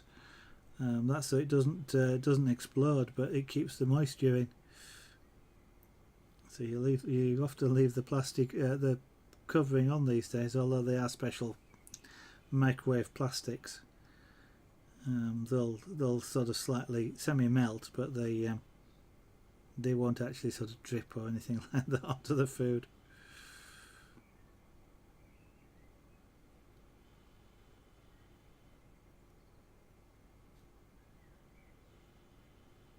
Yeah, actually, it's something I'd love to try out. Is that Trapito, the wood-based? I understand it kind of smells like pyrography when it's coming out anyway, because of course the nozzles are 100, 200, 180, 200 degrees, which is kind of the temperature of this. So the wood fibres that are embedded in the plastic do give off a characteristic sort of wood smell, and if the actual temperature of the nozzle, if you vary it slightly as well, it changes the colour, because it does what I'm doing to the wood fibres as they come out of the printer nozzle. If you turn the temperature up a little bit, you get a darker colour, and yes, you can then apply pyrography afterwards. I've got a 3D printer as a kit. It's in a box to build, and it is one of the things I am interested in trying. Being able to, for example, do something like a vase and put a picture on the side of it, so a curved shape, or even just a flat one for that matter. Print your own wood. But it is something I want to experiment with at some point when I can get the 3D printer built. I haven't quite decided whether to do it here in this studio or wait till I get my new studio. I don't have a lot of space here to put a 3D printer, and I've only just got enough space here to actually physically build one. And building one would be, I'd build it on stream if I did, but yeah. The other thing I wonder about is, of course, this tool is hot enough to melt the plastic as well, so if you're applying pyrography to it, it might be really interesting, just the technique that you have to work with.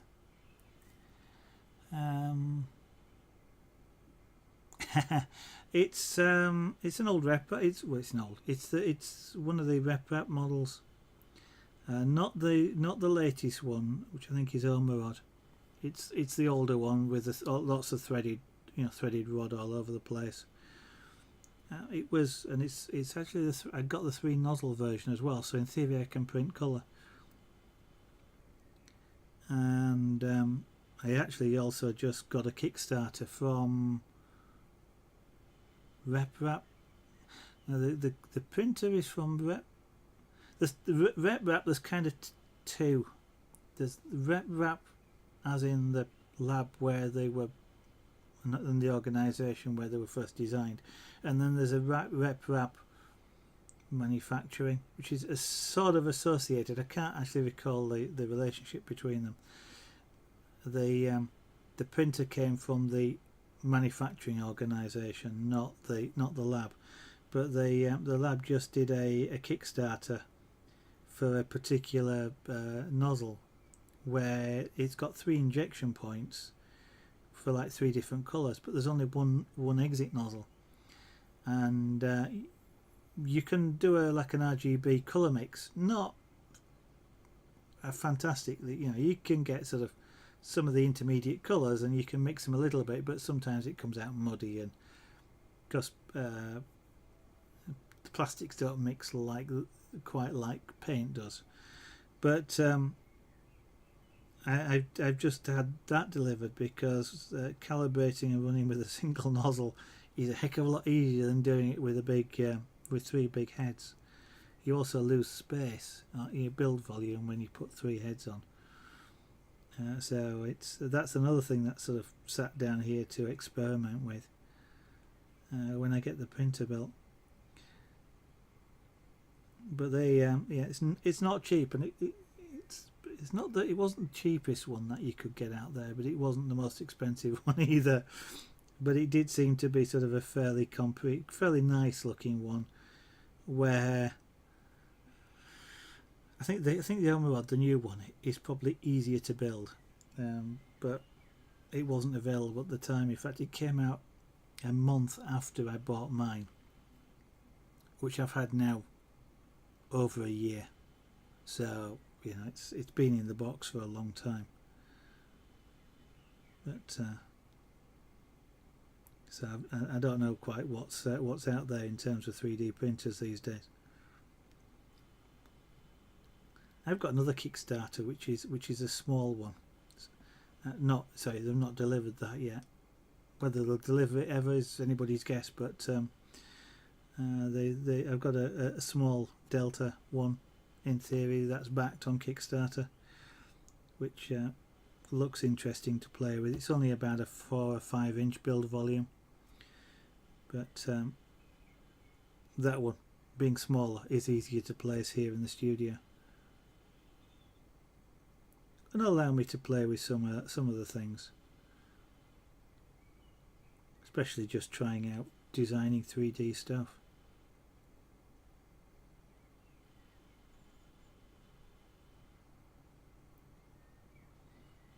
But ideally at some point whilst I've got the RepRap, I would quite like a fairly large Delta printer. I'd kind of love to be able to print vases or something about 18 inches tall, flower vases type things, but different shapes and things like tiki faces on them interest me. Doing that sort of thing is almost it is an art form.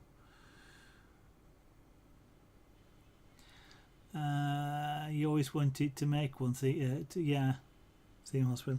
I mean, the other way of doing it is literally buying bits as you can afford them and stockpiling them until you get enough to build a section of the printer. But it's really hard to do it that way, and you do run the danger of obsoleting certain elements of it before you get that far, which is certainly an argument for saving up for one and then buying one that you can do all in one go.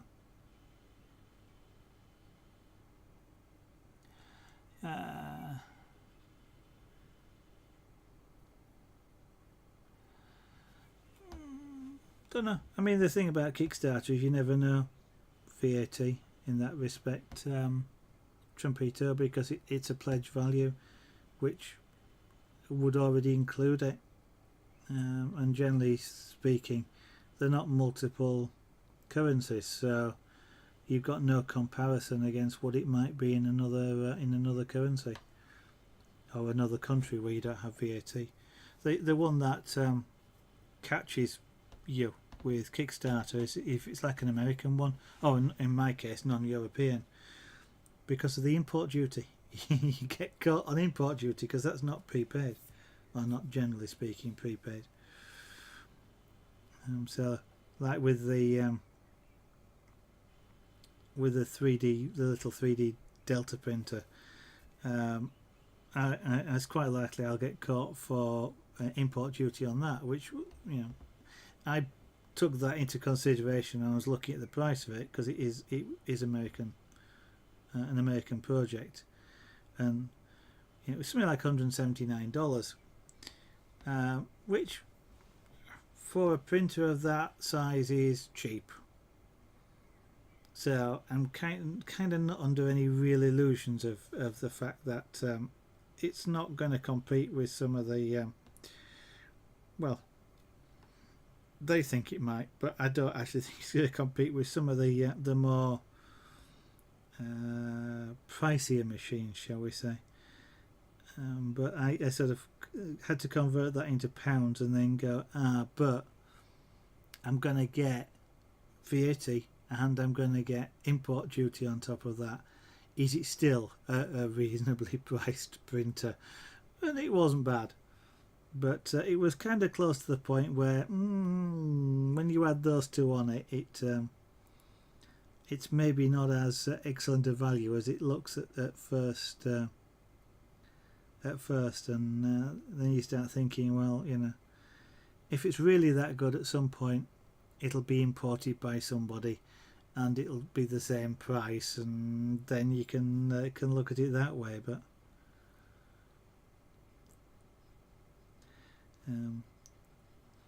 I look through Kickstarter a lot, but I'm not actually. I won't say I'm addicted to it. I do look at it a lot, and I'll quite often look at a lot of things and go, yeah, that's pretty, but I'm not necessarily that keen on quite a few things these days. I kind of go through phases of looking at it, but I'm kind of more interested. I'm kind of just interested in things like the 3D printers and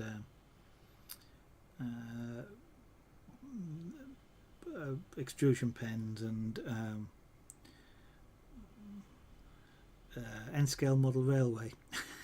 So I've got some of the electronic stuffs like the Arduino type stuff. So I've got a fairly limited thing, so I can skip through it fairly quickly. I also actually quite like looking at the crafts one, but they're hard to read through. You can't easily subdivide it down to for anything to do with wood interests me, like carving or pyrography or things like that, which there may be some cool tools that are in there that people have got for up as Kickstarter, but they're kind of hidden, and a lot of it's hidden. In some cases they're hidden amongst people starting businesses, and you just can't pick them out, and so I kind of get quickly bored. And some of the things like the model trains, they're hidden in design, but there's no real keywords that you can search on that you can find these things. So unfortunately I'm never that bored at work that I get the opportunity to do that, Trapito. But if I'm that bored at work, I'll put a stream on and watch something. Barnacles. Yeah, you're right, he does do a fair bit of 3D printing. And I think he's tried some of the metal fibres out, metal stuff out. I'm not sure he's tried any of the wood ones out, but but he's kind of gone a little bit over top on printers. I think he's got 3 or 4 now. Mind you, I think he's also just got one for review as well, so it's kind of you get Barnett. Okay, he's an interesting YouTuber to watch, or streamer sometimes. But it's kind of like he's bought, I think, 3 3D printers, and because of that, and because of the fact he gets it, people give him more, and it's kind of, I'd like one of those. Will somebody give me one? And of course they won't, but because I've not got thousands of followers and what have you. But yeah, well, I'm not jealous. It's just that's just the way the world works. But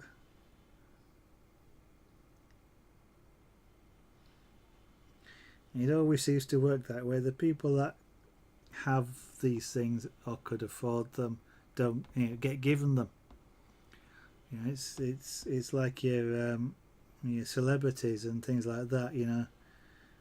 They've got thousands, tens, hundreds of thousands of pounds, and yet they get free this or free entry to that, or given cars, or it's all about advertising for the firms, I know, but the more you've got, the more you get given.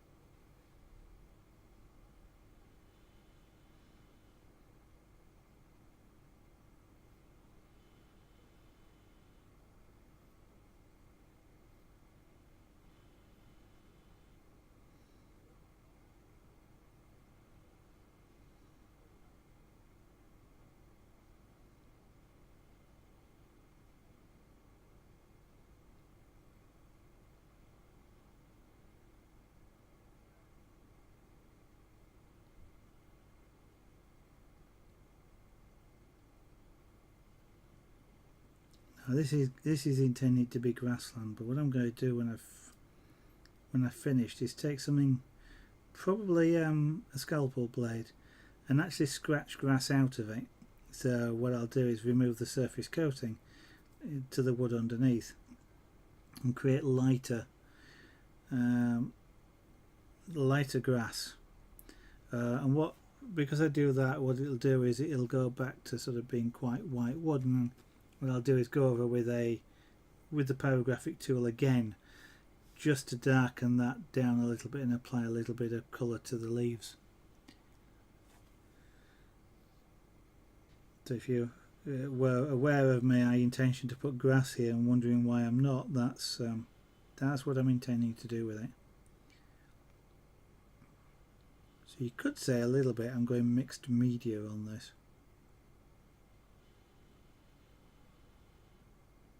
Or certainly mixed techniques.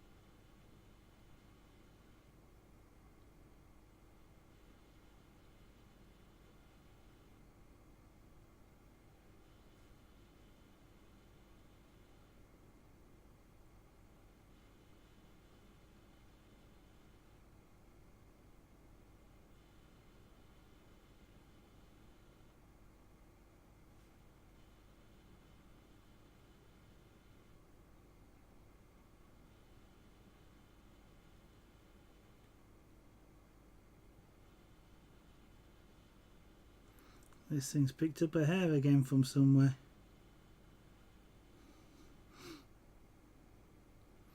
I hate to think what the smell is when cattle is branded, if it still is branded these days. Because it's bad. The smell is bad enough with just like one little tiny cat hair. I just can't imagine what it's like on like a whole cow.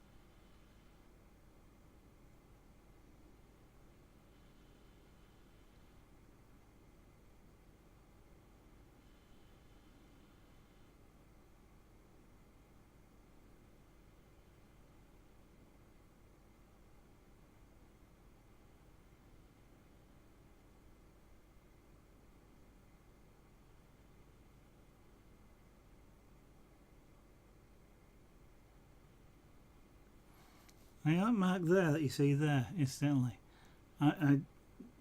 that came just by smoothing over. It's just an area of the wood. It's actually an area of the ring or the grain, or the ring really. It's just for some reason just decided it was going to go brown really quickly, and it was it was not there. As I moved my tool over it just appeared, and sometimes you can go, "Ah!" but there's nothing you do about it. You just have to put up with it.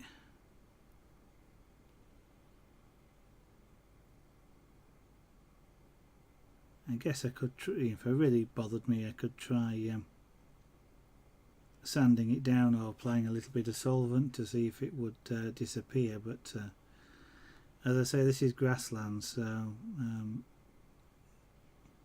odd textures like that is not really a problem.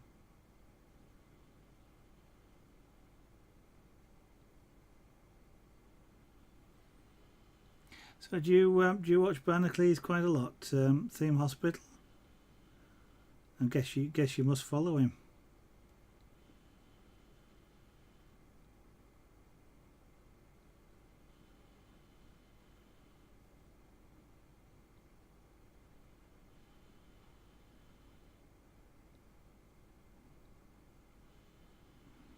He seems to be doing a lot more review videos all of a sudden. I'm not sure I enjoy those quite so much. It wasn't, the odd one wasn't so bad, but he just seemed to be more into reviews now, and I don't know whether that's more of a sponsorship sort of thing or with him being full time, but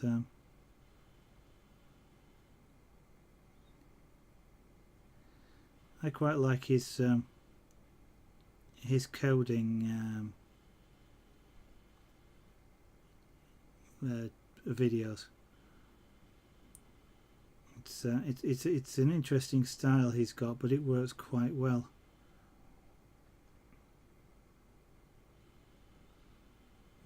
I've sort of been coding in quite a few languages for a number of years, but it's always interesting to see. And actually, I haven't played with C#, which is what he's using much. So I do find it interesting, but I wish he'd do some more.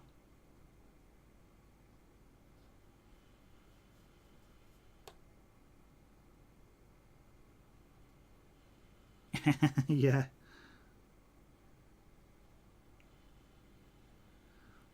But then it wouldn't be jerry rigging, would it? And it'd be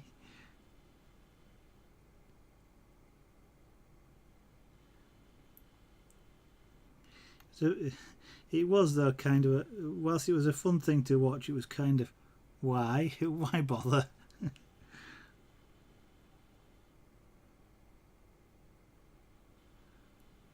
But there again, there's quite a few projects that I've done just because. Yeah, it's I have a hard time with myself sometimes doing some projects because it's kind of like I can go out and buy one for cheaper. So why do I really want to to do it myself or something like that?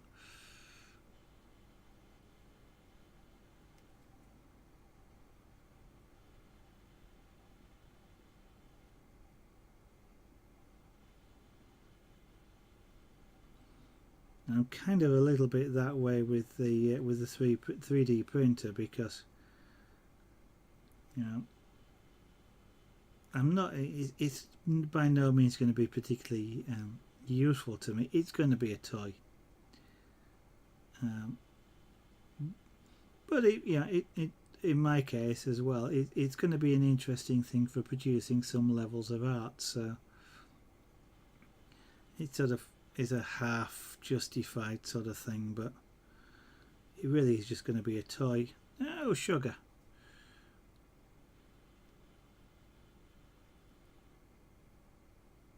So I've got a dark mark there. So it's just going to be sort of a really sort of a toy in some ways, but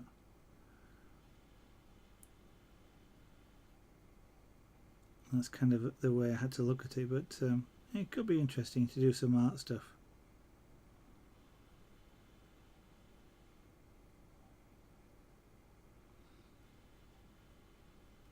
Mind you, I know if I get into it really a lot, I'm gonna have to open a shop or something to start selling off all the pieces. Otherwise, I'm going to end up with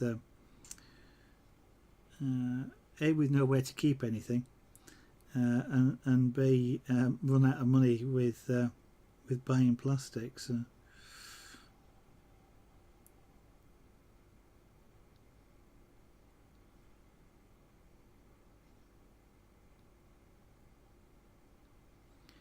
Because it isn't that cheap, isn't the plastic?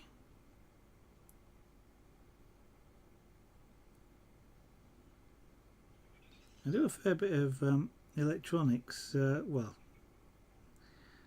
I do less these days, but I still do sort of electronics. Like I've got a joystick set behind me, a special case joystick I'm making for myself, which one of these days I'll get around to finishing. And things like cases for things like that, it's useful to be able to custom design one and then print it out. But other than that, it's going to be quite a pricey thing to operate, I think. Mind you, do you talking 3D printers? Do you ever watch? Do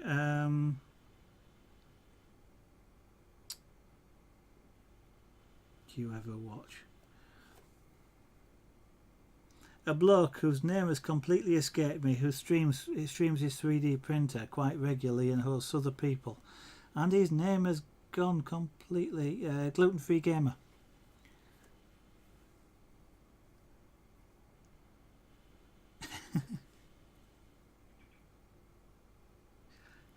If you can put IKEA furniture together, then you've certainly got a sense of accomplishment. That stuff isn't easy.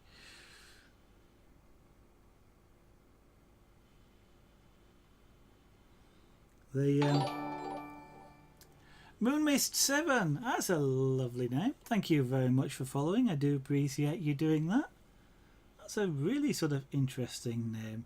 Any particular story behind that? Because it strikes me as having some sort of significance.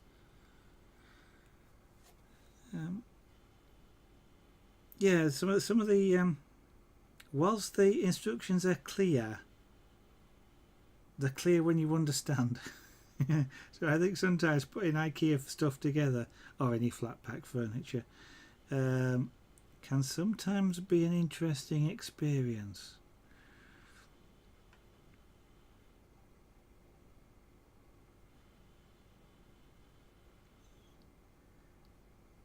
Especially if you get things like lots of different size screws, for example. And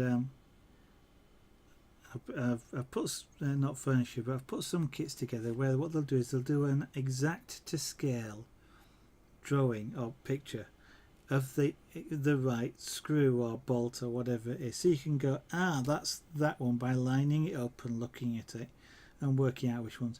And then you get things like IKEA where there may be 2 or 3, and I don't know if this is true of IKEA, but let's say just not so good manufacturers, and there's just a bag of screws and it'll say screw this to that, and it's kind of, I've got 3 different lengths of screw, which one should I use?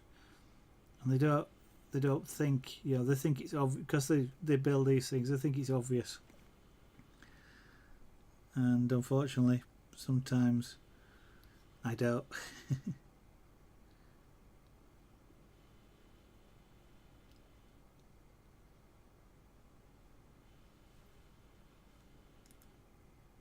Yeah, right.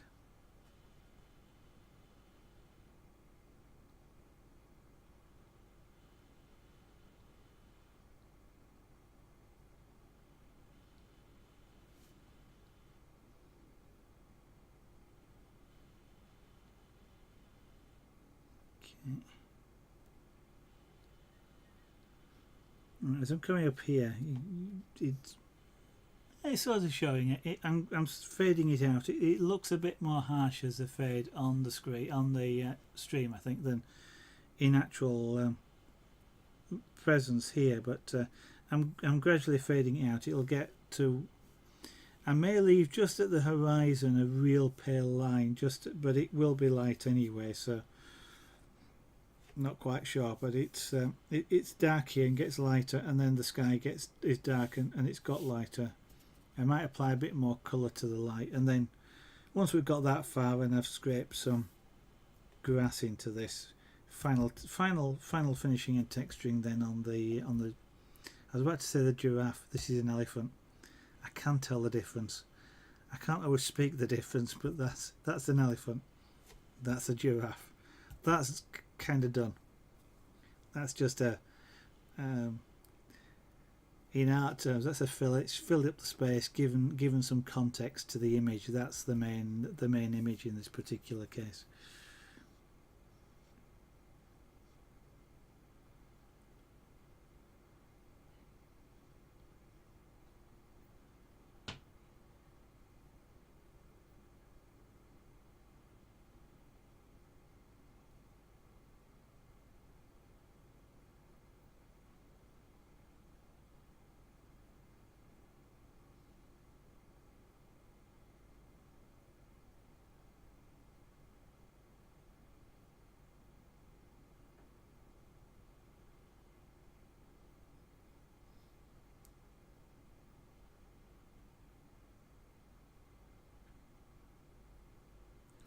I keep just experimenting a little bit with this tool, see if there's a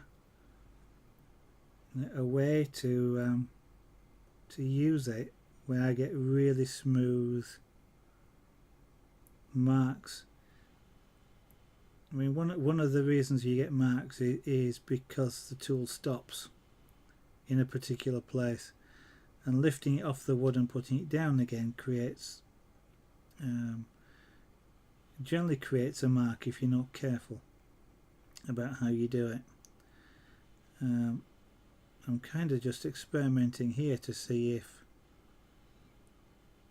by not lifting the tool off at all, I can eliminate those marks.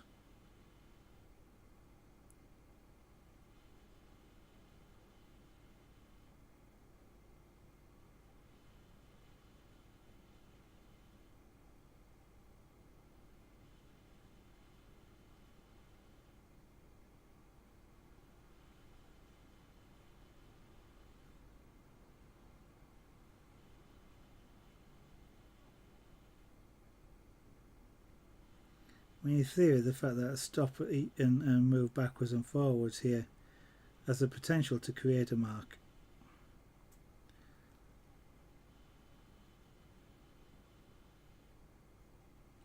And it seems to be, this particular technique seems to be taking longer to create the colour.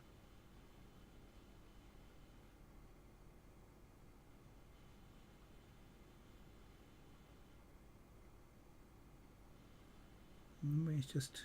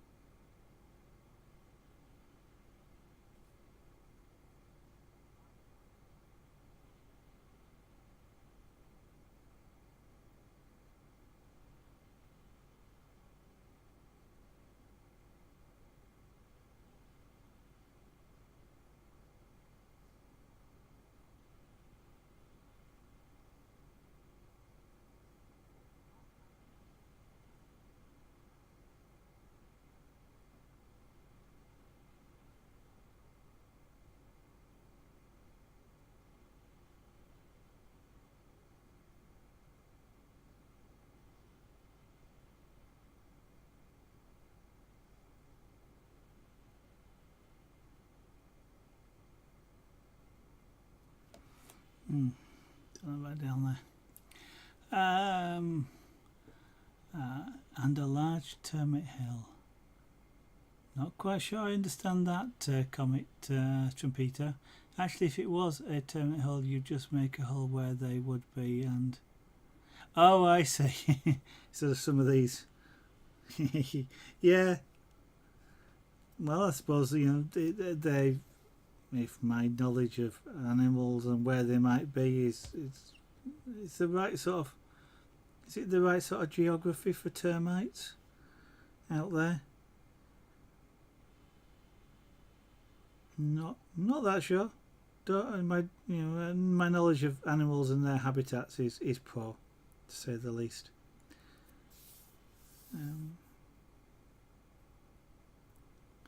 Interestingly, this has kind of looked like the darker bit is wider here than down here, accidentally. But that in itself, I don't actually mind, because it's the same in the background. You know, your light source is at this end. If you're looking towards it, you'll tend to see a lighter there than you would do looking away from it. So I kind of don't mind that. Yeah, it's something I've got to learn to control, is little tiny flecks around here. As I say, this being grassland, that's not fantastically a problem. It doesn't even really show up sky-wise, so again, texture in sky, but I need practice to eliminate those. I think it would be a lot better for me to be able to sort of create a smoother colour without those. It's a pity what I'd love to be able to get, and maybe I ought to try making one somehow, is a temperature control tip. So somehow he measured the temperature of the tip and controlled it, so when it wasn't on the wood, it wasn't it was cooler, or didn't heat up, if you see what I mean. And when you put it down on the wood, which absorbs the heat and cools the tip down, you applied electricity obviously to keep it hot, because it's the point where it's now been off the wood quite a bit. If I now put this down, I'm likely to create one of those little tiny marks. But it is also about technique, because what I should do in putting this down is not just put it down and move it. What I should be doing is landing it like a plane. And if I do that and land it, then by the time I get so far, it's cooled down enough not to create that little tiny mark. But I really do have to make sure it's moving when I touch down, because if I just do that and touch down, I've made a little mark. So you've really got to keep it moving.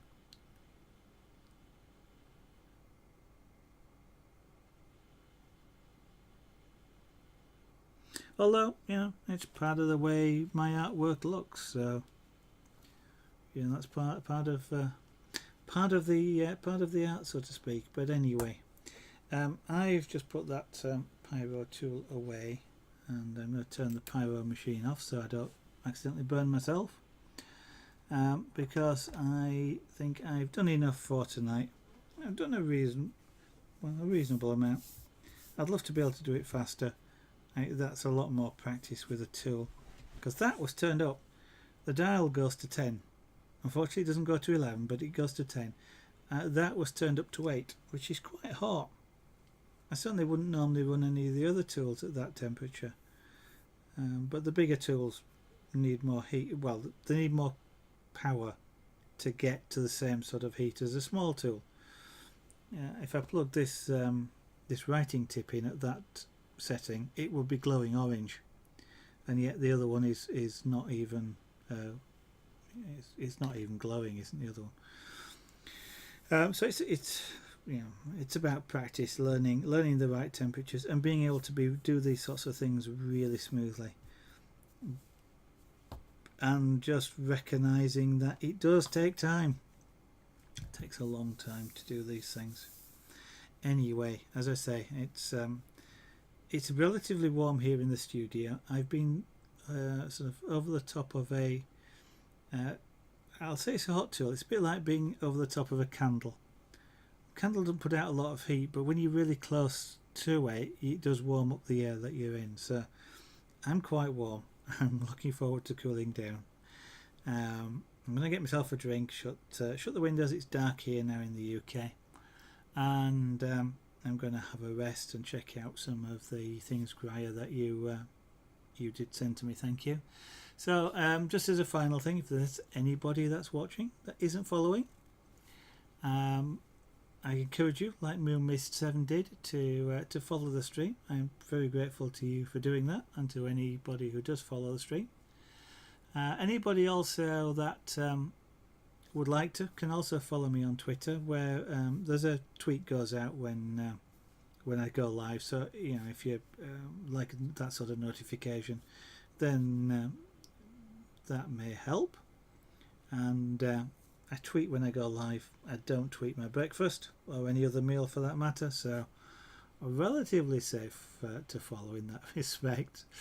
But otherwise, if you just want to try and catch me tomorrow, it will be 8 p.m. UK time, 1900 hours GMT, or roughly 2.5 hours ago in whatever time zone you're in, give or take a few minutes. Tomorrow night, that time. Thank you all. Trumpeta, thank you very much. It's been excellent having you around tonight. Graya, thank you also. And Theme Hospital, can you send me some sample banners? Are you talking to me in respect to that Theme Hospital, or are you talking to Graya? I shall just give that a few seconds.